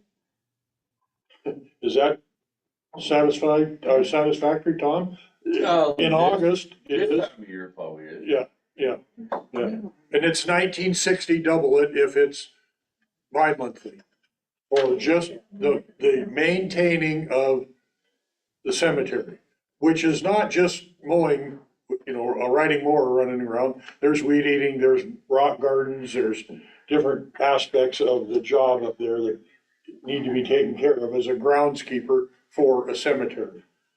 And both of those contracts have that in now. Yes, yeah, I understand. And the other one broke out to two men, I'm taking that, Justin, times two people, probably. No, two mows a Two month. mows a month. $1,800, trimming $720, and cleanup $140 for $2,660 a month. Pretty easy to me to see which one I might consider. But then again, I don't know these people. I've never heard of them, and we have people coming by property management all the time. I know. I mean, we've got tons of them on the harbor. These two have came in and gave us proposals for doing the job. One is from, I guess his address is Holmes Street in Aberdeen, 1303 Holmes Street, or that could just be his business. And the other one is Fifth Street in Aberdeen. They're both, local. They're not coming from Olympia to mow our lawns, but Did we ask for an RFP? Did we put out a request? Did we? No, Justin and I reached out, and last time we tried to get landscapers, it was quite an ordeal. And right now, we're trying to get help. Did we call the Boy Scouts to see if they can get their hours done? So we need to have a license, they have to be licensed, the liability. And we, honestly, for our cemetery, we need to do our due diligence that it is in the best shape that it can be. We need to make sure that when family go there, it's maintained and taken care of. And so both of these are commercial. One does, Westport Shipyard, and the other one does Ocean Spray. Ocean Spray. So these are local landscapers here in the community that are known, that are commercial and licensed, and will do the job. And we'll be able to start and take some of that work off of Tom and the other public work employees. So if we go with one of these bids, could it just be on a monthly contract, and can we put out a public bid and try to go through the proper steps and see if anyone else wants to come forward with a better deal? Yes, I think you and I talked about that. Yeah, we did. So this definitely wouldn't be a locked in 6-month, year type thing when we're spending $1,900 a month. That's true, yeah. And I think the one is 900 if it's once a month. We were paying more for the last company, and we were not getting the quality of work. And it was ridiculous and very disappointing. And Tom had a service up there. People were very, what would you say, disappointed in. Yeah, acceptable. What it- Why our state, when we do it. If I do the cemetery and I send one person up there, it takes us 3 days to do the weed eating, the mowing, the cleaning of the headstones, removal of the trash. Yeah. If I send the whole crew up there, we can probably get the mowing done in a day, but it's still gonna take us another day to do all the weed eating, because we weed eat around every headstone. Yes. You're not allowed to miss a headstone. And that's the expectation for both of these companies. And it's interesting because actually they are related. So, what?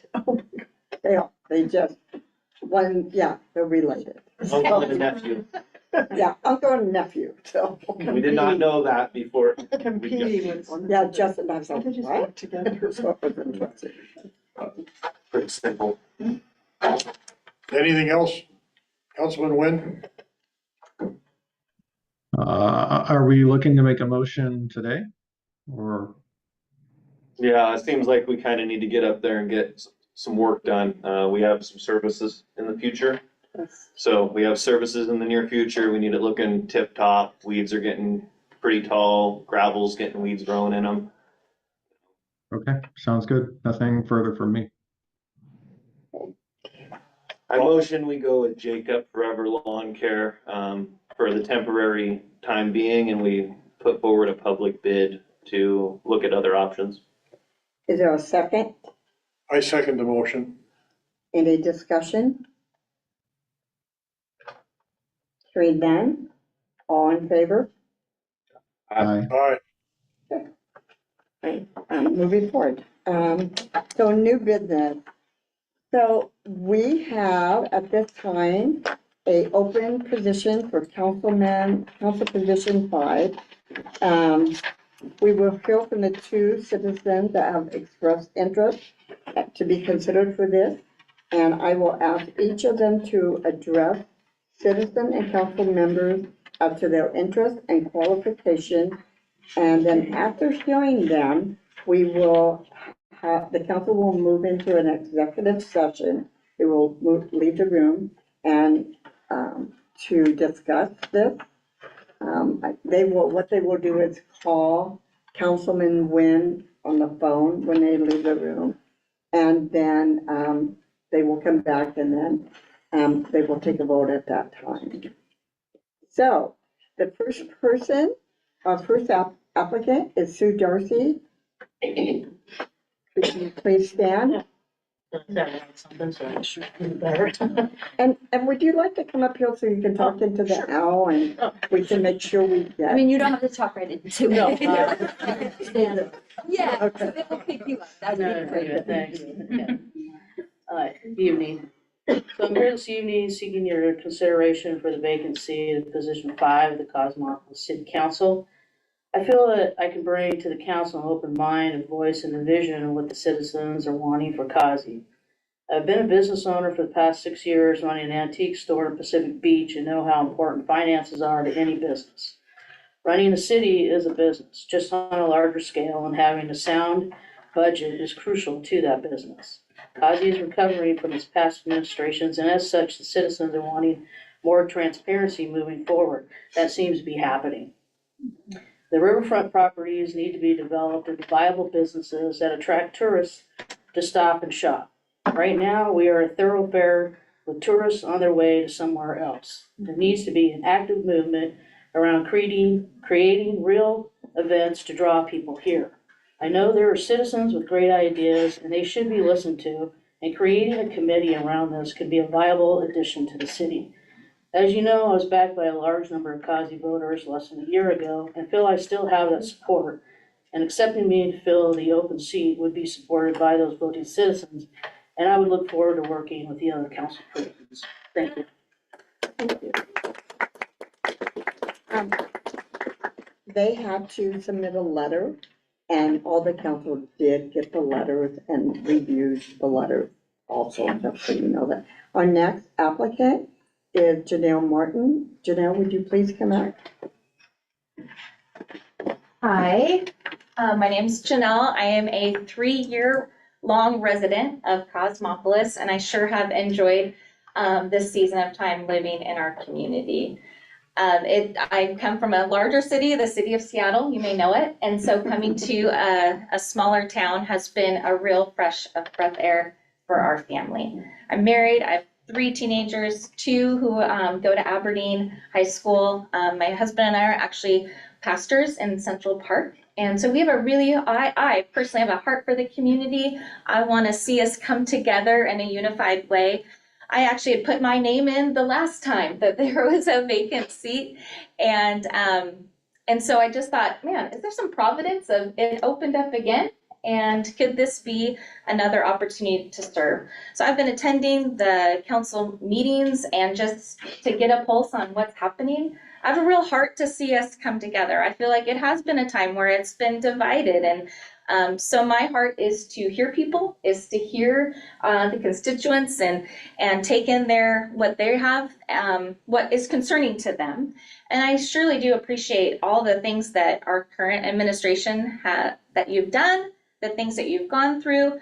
I've seen you really try to be transparent, as Sue was mentioning. Like I really value transparency. I think that goes a long way. And I want to be a transparent person. I want us to be able to share what's happening. What does that financial picture look like? We just sat through the budget workshop before the meeting, and to really see, I think we have some great things ahead for our city. You know, at one point it seemed pretty dire, but there's some great things on the horizon. And so I appreciate all the things that have been in place, and look forward to, if I were to be chosen, to sit and work with the current council. I think it'd be a great opportunity, and I would love to serve the people of Cosmopolis. Thanks. So do the council member have questions? What happened to Cindy Smith? She had a letter of interest. She is going to be a grandma, and she also. And so she really realized at the time it was going to take, but she really would like to serve on a committee. So there you go, Councilman. And so, any other questions for our applicants this evening? This time, Okay, so I'm gonna ask the council to leave. do we have to take the TV screen with us? Councilman Wynn, what we need to have you do is make sure that you are muted and that you not turn your meeting off, but turn your video off so that they cannot hear or see your mouth moving or talking, and then the other council members will call you.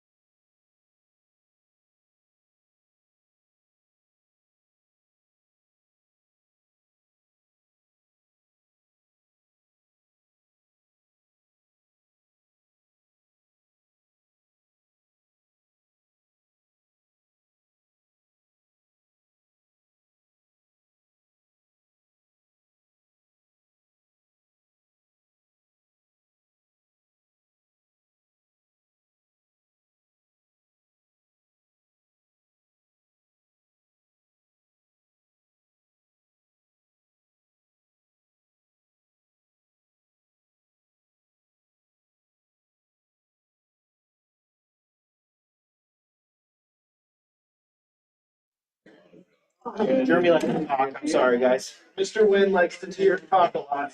You're beyond. We leave it on. Yeah, he's not here to defend himself, we have a call on Councilman Wynn. Okay, so the councilman is back in, and as you know, this was an executive session, and we're learning the process. And thank you for coming back in. And thank you, Chris. At this time, council members, have you made a decision? Yes, we have. Okay, Clerk Barr, will you take the roll call vote, please? I'm sorry, somebody should make a motion Okay. with a second. Is there a- A motion to vote. So a motion to appoint so-and-so to whatever the position. Okay. I would like to make a motion to appoint Sue Darcy as position 5. I'll second that motion. All in favor? Any, Aye. any discussion? Sorry, Mayor. You had a motion, second, discussion, and then a vote. Thank you. We have no discussion. No discussion? All in favor? Aye. So, first time process, so congratulations, Sue Darcy. At this time, Clerk Barr will swear you in. And she'll take a seat. Yes. Please hold up your right hand and repeat after me. I Sue Darcy, do solemnly swear do solemnly swear that I will support the Constitution of the United States that I will support the Constitution of the United States, and the Constitution and laws of the state of Washington, the Constitution and the laws of the state of Washington, and all local ordinances of the city of Cosmopolis, and all local ordinances of the city of Cosmopolis. and that I will faithfully and impartially perform and discharge, And I will faithfully and impartially, sorry, impartially discharge the duties of the office of council member the duties of the office of council member according to the law and the best of my ability. according to the law and the best of my ability. Thank you. Thank you. Congratulations, Sue. Congratulations. Thank you. Appreciate it. Yeah. Thank you. Welcome aboard. Thank you.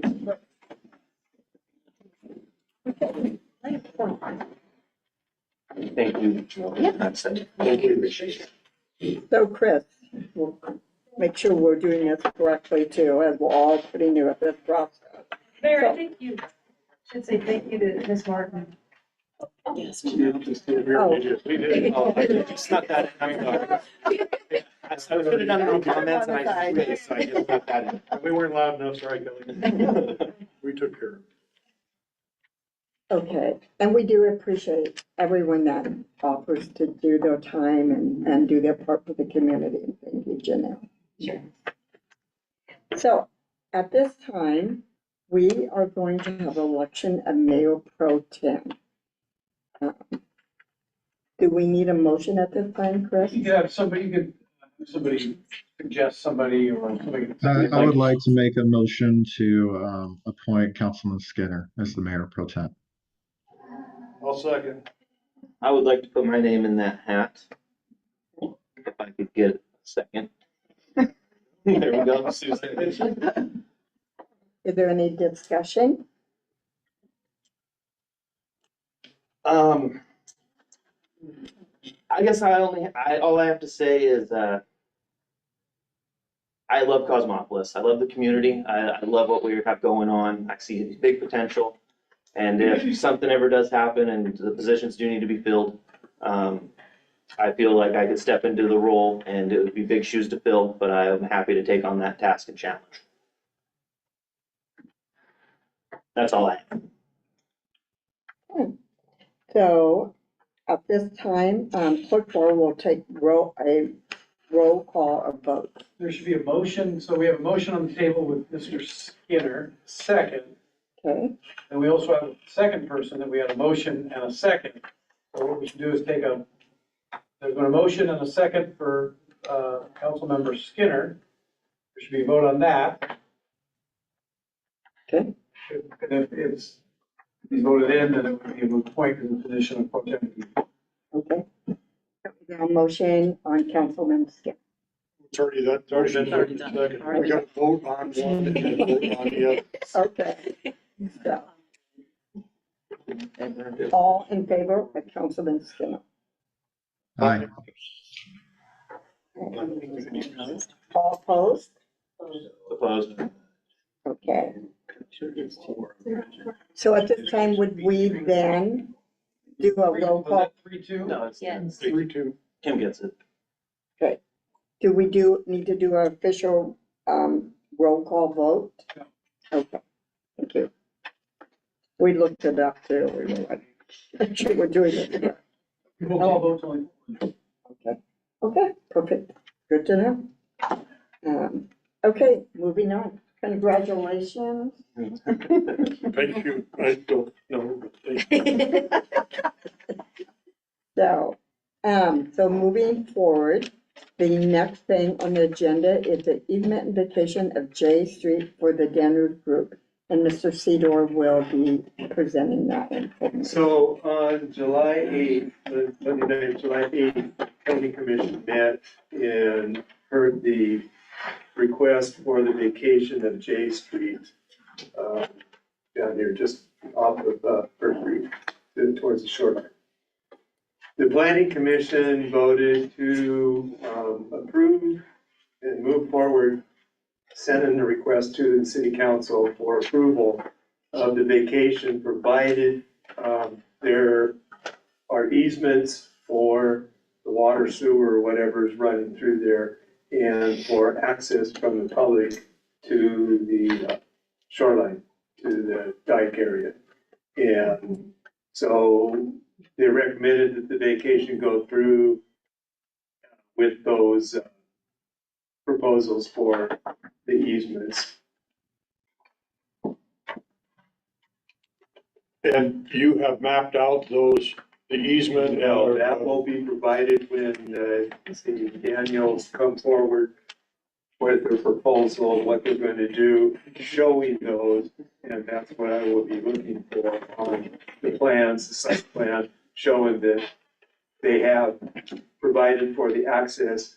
And then I believe we're going to have some documents drawn up for the city to look at as far as the easements go for the water and sewer. I see. The property owner on the south side,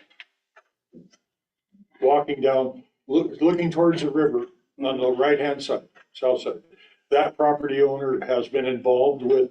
That property owner is the Daniels. They own both sides. Oh, both sides, the Yeah. timbered side. Yeah, Okay. and it goes up to a certain point, up to where Dale Dove owns the property. Oh, okay, Yeah. okay. I was thinking it was just the northern lots that had been. No, Okay, both sides. okay. So this is, sorry, so this is for both sides of J Street, where it terminates by the Dyke Trail?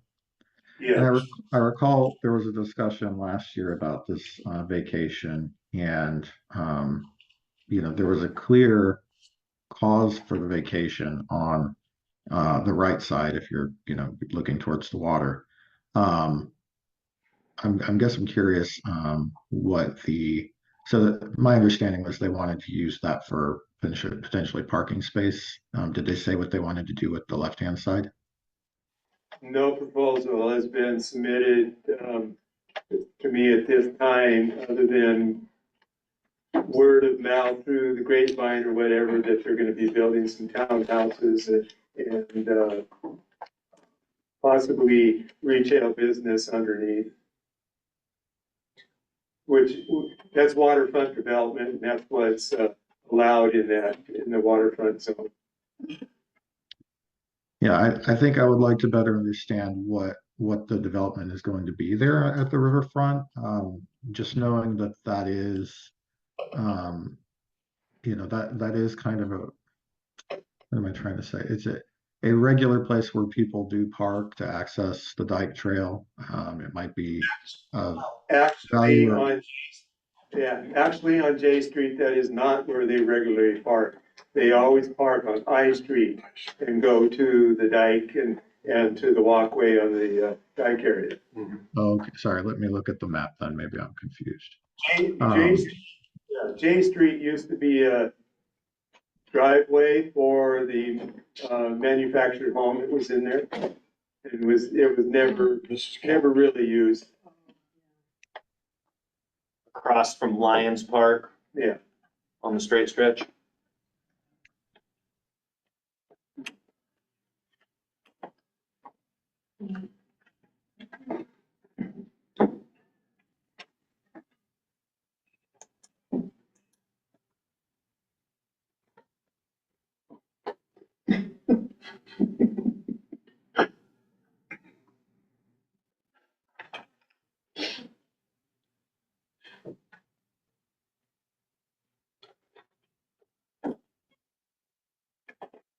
Well, he's looking. You're looking for the council to, They, at this looking point, for the council to vote for the vacation and,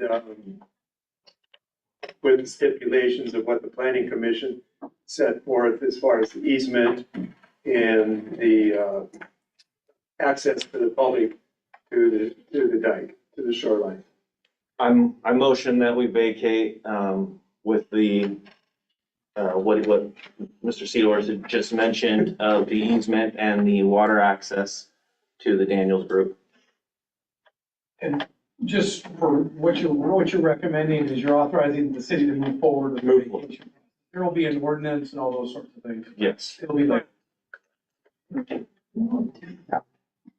Chris, is this, sorry, so is the procedure then that this would be that we get the agreement and that, and then there's a separate vote or approval on the actual agreement? Or is There'd this- be you vote on an ordinance that will be coming. If you're basically authorizing the city to move forward with the vacation process, which is all the bells and whistles related to this. And then there will be an ordinance that will be presented that will state certain things that will authorize the vacation. Okay, thank you.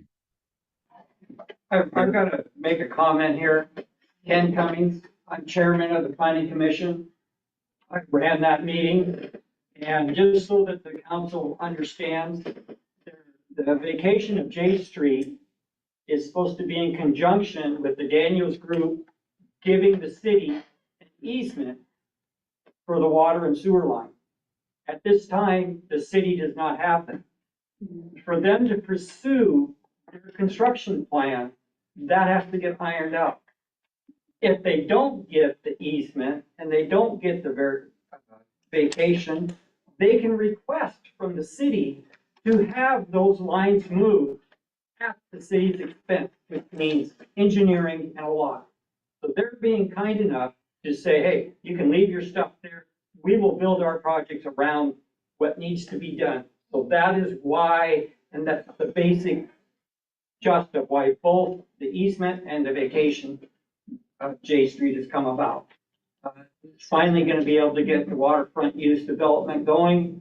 The sooner they can get this moved and the sooner the city attorney can draft that up to get the letter back to the Daniels to approve by their attorney, then they can turn around and have their engineer finish the plans of what they're going to build and submit them to build.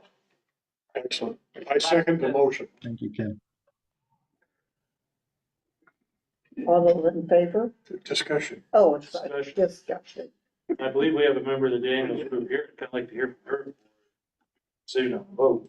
Sure, Kelly Daniels, owner and developer here in Cosmopolis. How Ken Cummings explained it is exactly right. We're trying to be kind and in return, give proper easements to the city, for the utility access. And currently you don't have that. I think that you should. And so before we can move forward with any of our plans to then present to the planning commission, we've got to have this ironed out. So it was brought to our attention by our team. And so we submitted the history to the planning commission, and then they had an extensive meeting about it. So I think Ken explained it perfectly. Thank you. Then I do have, Ms. Daniels, I would like to ask, since you're here, And my understanding, I understand the background for the easement for the city and how important that is. The vacation is for what are currently city strips. Is that correct? For the city strips along J Street? J Street was used by the former owner. There was a mobile home there. Mrs. Capps. Right? Mrs. Capps lived there, and J Street was her driveway that went into her house. She passed away. We purchased that property, and then we tore down that mobile home. It was occupied by squatters, and they were doing illegal drug activity. So we tore down that house and cleaned it up, and we kind of made light of what used to be the old J Street road there. It was pretty much abandoned and covered with trees and grass and all of that. And in the very back, there's a sewer manhole in the very back. We uncovered that. And so we cleaned it up, and so now you can see it. But before that happened, it was basically just a driveway to Mrs. Capps' house. Okay. And can you speak, you don't have to speak formally or anything, but could you speak to what you'd like to do with that? Yeah, I mean, our overall goals right now are to try and get this hammered out first so that we can proceed with our plans. I mean, as you know, when you develop any type of plan or dream, it has to go to the planning commission, and then it has to be approved by the council. So you'll get to see all of our drawings, and everything has to meet the waterfront code. Everything has to meet the waterfront ordinance. So we've got a team. We've hired Berglund and Schmidt out of Hoquiam to be our surveyors. We've got Tim Hatterley to help us with permitting and that type of thing. We're working with architects now. Whatever our plans end up being, there's several different options that we're going through. A lot of it depends on this.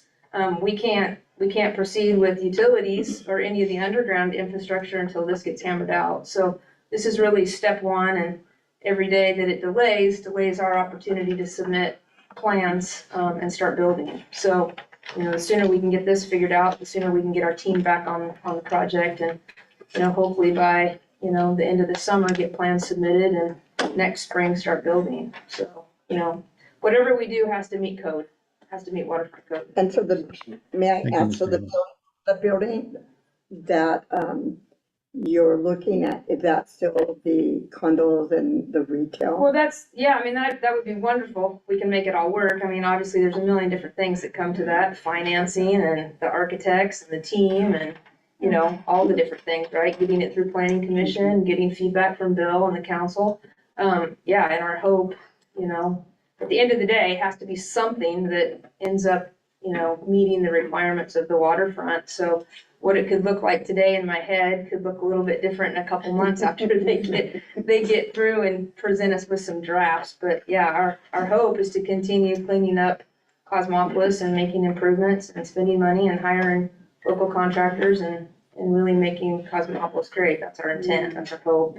That's what we've been doing, that's what we hope to continue to do. So, the last step is just been trying to acquire all the different parcels, and then once you acquire the different parcels, then you can put the plan together, so. Thank you. The cars. So, all those in favor? Aye. Any opposed?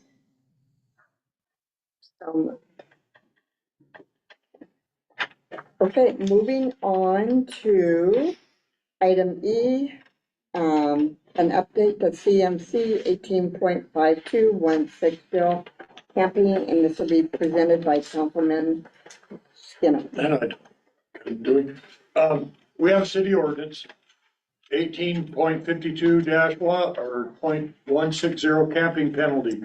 It is unlawful for any person to use a motorhome trailer tent or other temporary structure as a temporary residence on private property which is not zoned for camping, except that a resident owner or renter of real property shall be permitted to allow his or her family members or guests to camp upon his or her property overnight for a period not to exceed 7 days. It is unlawful for any person to use a motorhome trailer tent or other temporary structure as a temporary residence on public property without the written permission of the mayor or his or her designee. A violation of this section is a misdemeanor.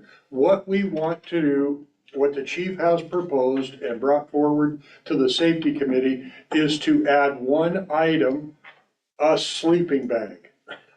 As far as that Joe Blow cannot, out in front of the Hong Kong, decide that's a place he wants to set up camp with his sleeping bag. Before it was he had to have a lean-to, or he's got a tent, which got, no, now it's just as simple as a sleeping bag. And I had a hard time with this, for the fact that we get travelers, bicyclists, coming up 101. And they come down off the hill, and the little park next to the brass hub down here, the west gate of the mill. Over my course of years, I've seen people pull their bicycles in there, set up their little pup tent, spend the night. In the morning, they're back on their bicycles and they're away. I want us, and I think through the chief and what he says he's putting forward to his officers is to look at what's happening. If you see that, if that's what you notice sitting there, that it is just somebody that has made one stop for the night, let's not push them away at that point in time. Now, 2-3 days later, they've got new garbage can, and they've got this and that. Then we gotta start the idea of, yes, no, you got an ordinance, you can't be here. Let's just use some common sense on it. I agree with this. I understand that we're all concerned about the new Supreme Court ruling and that they'll be everywhere. Those people are going to go where there's services. We don't provide services. I don't believe we're gonna see a big influence. That's my personal opinion. But I will believe, or will move forward with changing the ordinance to add that line or that part of the line to it. Is that the process we go through, Mr. Coker? It'd be the process. Okay. Amend the ordinance to include that provision, so that it just gives the police the enforcement authority. Okay, so a motion to update the ordinance. Yes. Okay, all right. I would like to move forward and make a motion. Amend the ordinance. Thank you, amend the ordinance to add the sleeping bag part of it in here. Is there a second? Second. Is there any discussion? I have a comment. I believe there is another ordinance. And I don't remember right off the top of my head about people coming in and family members, vacations, everything. Your trailer can be used as a dwelling unit with the approval of the city council. They have to go through, fill out an application. I review it, and it goes to the city council where they can be up to 30 days with an extension of another 30 days for a total of 60 days. So I don't know if this is gonna have any effect on that or not, but we need to look at both of them. And I can't remember off the top of my head what ordinance. And they're two separate issues. The Yeah, way that I When I understand. was listening to what you were saying about as far as vacationing and people coming in with family members up to 7 days, there is that caveat of the dwelling unit for up to 30 days with an extension of another 30 days. But they have to meet certain criteria, which I have to review and look at before it's submitted to the city council for approval. And again, that would be that's a separate ordinance that's out there. Okay, so in this ordinance, if we're just changing the language on what constitutes a dwelling. I think what we need to do is we need to look at it and see if they're in conflict with each other. Other than me, somebody's got a table. I don't see any reason why we can't pass a vote on this, and then if it comes out that we need to make an additional amendment, we can do that in the future. Yep, I agree. Okay, Okay. all those in favor, say aye. Aye. Aye. All those opposed? Hearing none, motion passed. Thank you, Bill, and we'll look into that. So I would just ask if somebody can email me that ordinance. Gotcha. I'll go over it. And I think it's 10, Bill, I think it's 10.24.05 dwelling permits. I was remembering, I think it was 10 Up something. to 60 days. Yeah. You can renew only once. Chris, we appreciate having you here tonight. I'm probably just interfering with everything. No, lots of new stuff for all of Keep us us in tonight. mind. Absolutely. You guys are doing fine. Okay, moving on. Park reservation application agreement, Councilman Nguyen.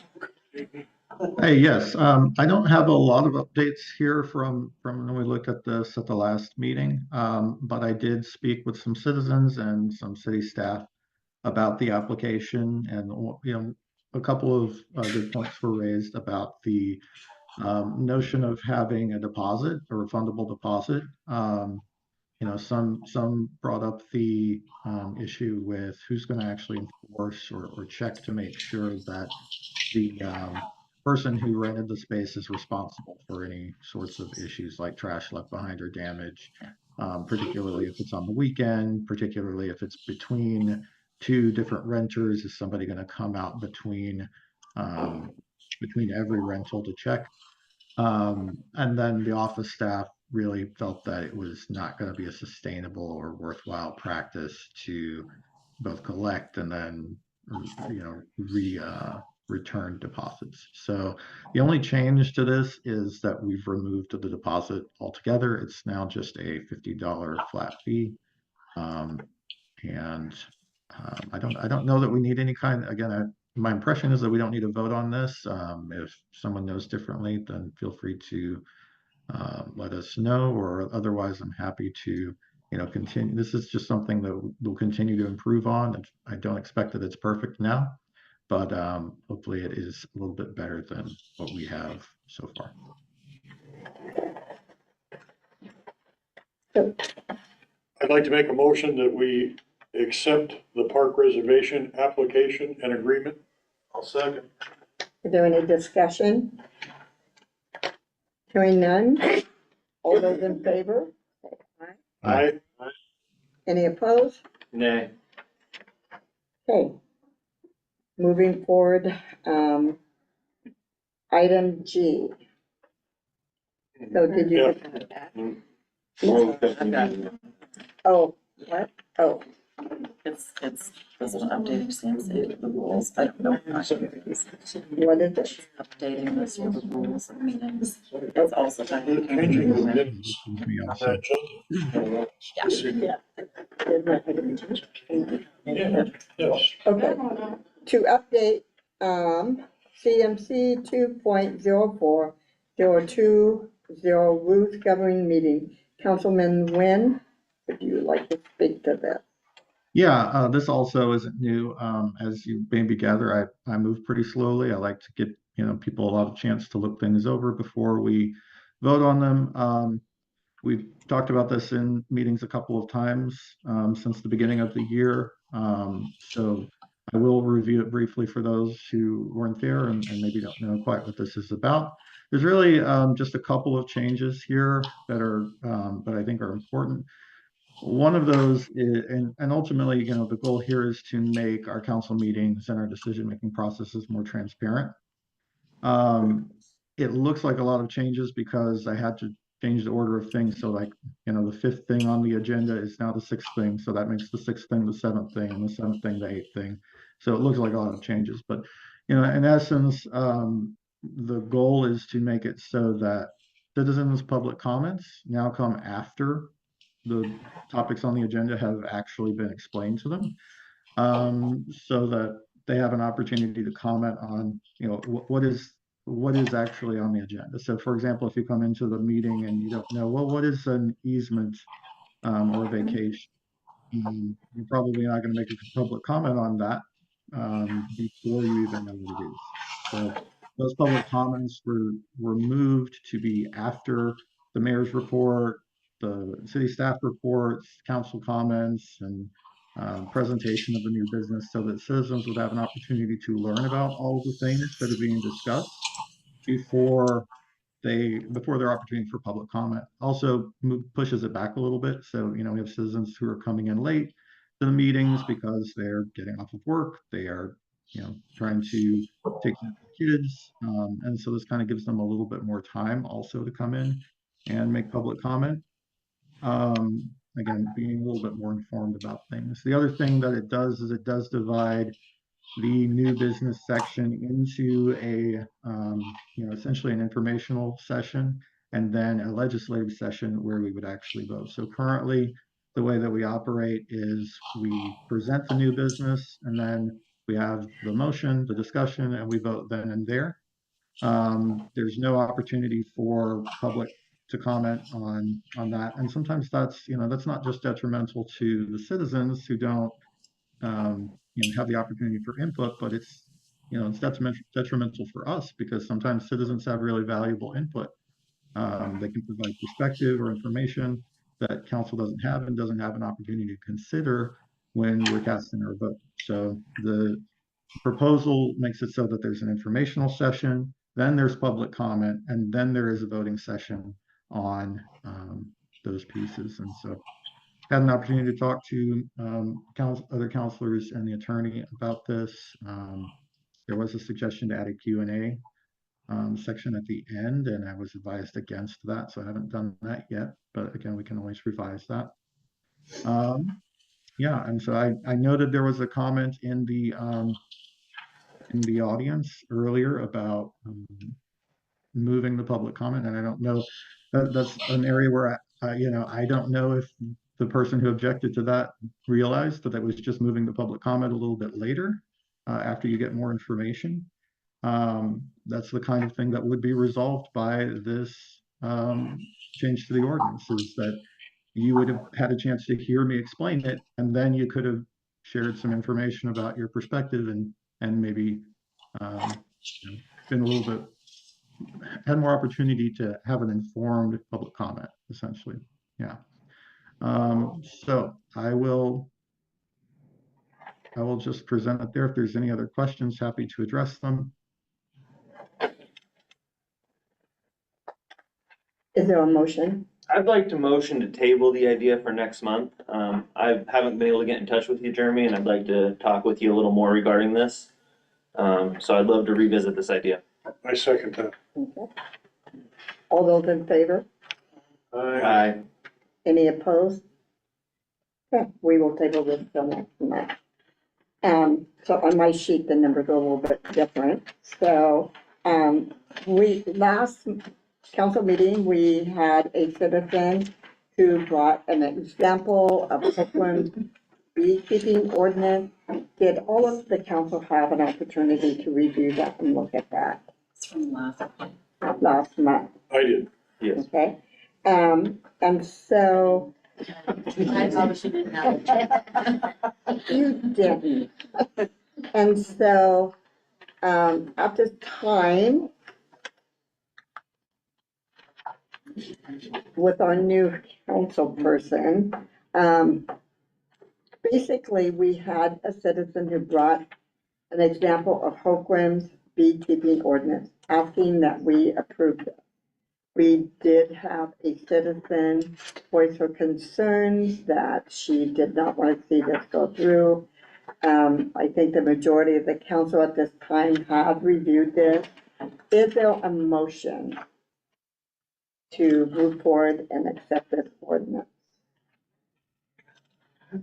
The draft of the ordinance.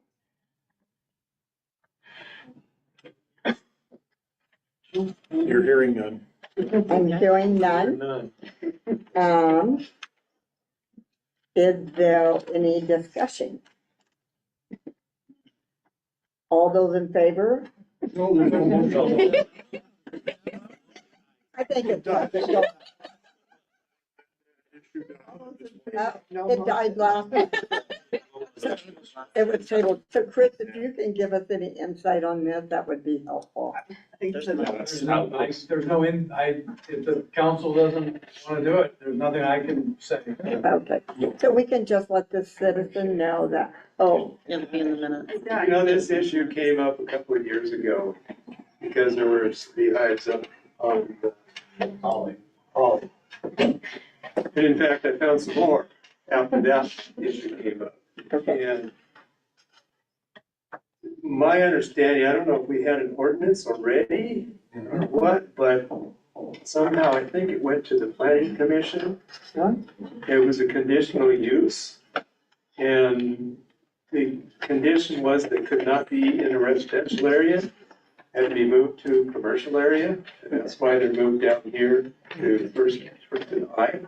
Okay. So, you know, the indication was, yeah, bees do fly a couple of miles to pollinate. I've got beehives myself, but I'm out in the country.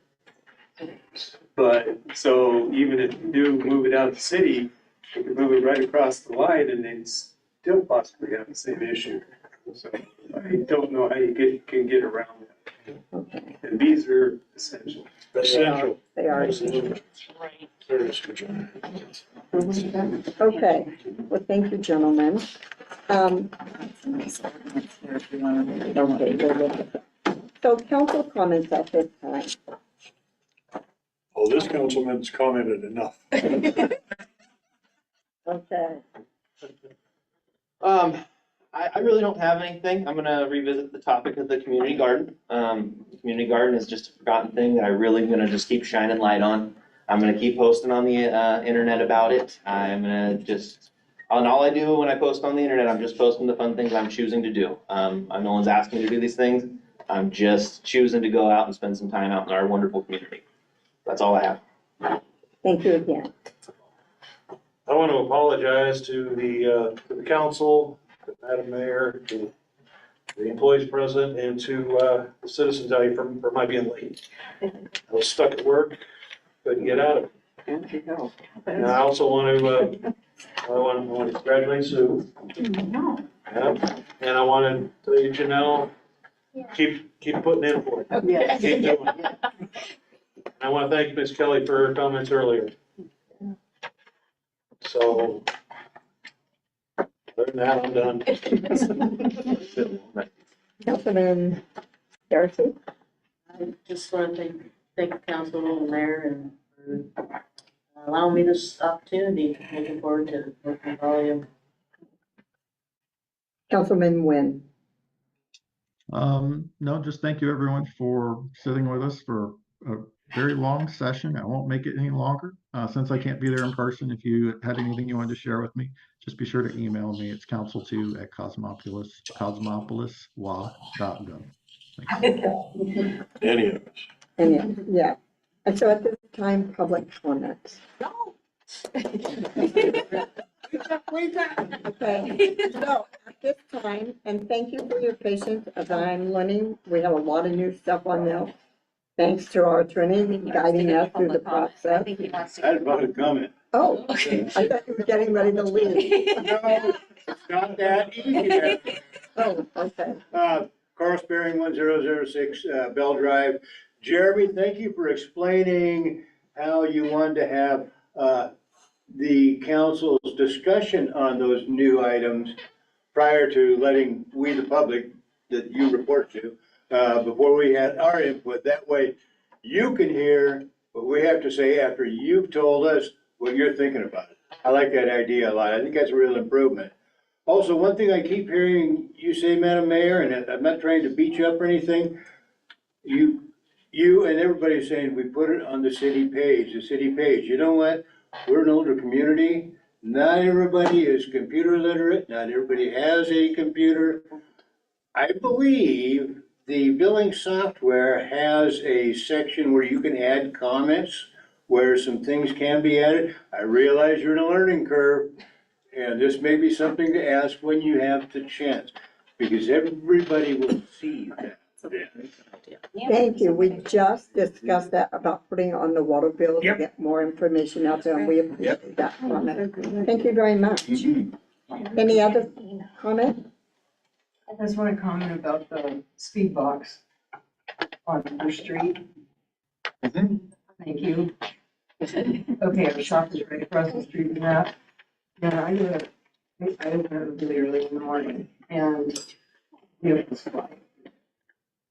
When that speed box was there, I see it's gone. I don't know if the battery died or it moved somewhere else. It definitely made a difference. It's a huge difference. Yeah, and the fake cop He's probably been in that spot too long. So when it was down by the city barn for about 4 days, I didn't know it was down there. And the lady came in and she said, oh my God, I feel so sorry for that guy. He's there every single day. When I leave for work and when I come home, she said, I want to get him a coffee. So I made one. There's some sugar in case he wants it, blah, blah, blah. She calls me 2 minutes later. She goes, oh my God, I'm so embarrassed. I sat behind him, knocked on the window and went, because the windows were dark. Nobody is there. You gotta think how old that mannequin is out in Westport. Yeah, right. Now it's somebody's. But that speed box made a huge difference. You would not believe, I said, I'm gonna stick my hairdryer out the window because you don't realize how fast people fly by, coming in town and leaving town. Yeah, I know Officer Bailey back there is giving out lots of tickets Yes. and, into that, so. Now, is the box for battery guy? Yeah, battery died. The solar panel that's on it doesn't keep it charged up. It's just a trickle charge on it. And so as it's sitting out there running all the time, the battery does go dead. So when we go by and check it, it says low battery. We take it back to the shop, charge up the batteries, and we'll, wherever they tell us they'd like to go next, and we'll put it out. Well, let me tell you, it works. People see that, they pay attention to it. Like you see this. Any other questions, comments? Tom, let me catch up with you before you leave. Right? Yeah. I just have a question on the maintenance on the cemetery. That's supposed to be, they're gonna be hired like soon. Yeah. I just asked because I'm going to call tomorrow. I'm going to make a call tomorrow. Okay. I have a sister being buried there in 10 days, so. Yeah. All right. Any other comments? I just have a quick comment. On that landscaping budget, if we can help out and donate, we're happy to help donate some time. I know that you said it needed to be licensed and bonded, but for Macarenco Park, we do volunteer mowing there. So maybe check that, Madam Mayor. If we do volunteer at the park, we should be able to do volunteer at the cemetery. So perhaps we could save that $900 and call the Boy Scouts, but just something to look into. Also, I just wanted to do a shout out to Jeremy. That's a great addition to the change. And also, I think that Tara did an excellent job on the budget tonight. So she should be commended. That was really great. I do have some follow-up questions that probably addressed to Kim regarding the budget, so I'll just submit a letter and maybe we can answer those at the next meeting. And then, I just wanted to close that we've had an uptick in transients down at the RV park on the backside. It's gotten pretty bad lately, but Officer Bailey's been on it, and so that's been great. So, looking at the police force during these, nighttime hours and daytime hours is gonna be important. But he's been good on that, but we have had an uptick on that, so I'll submit some questions for next meeting, but kudos to, a lot of good things. Thank you very much. Meeting adjourned.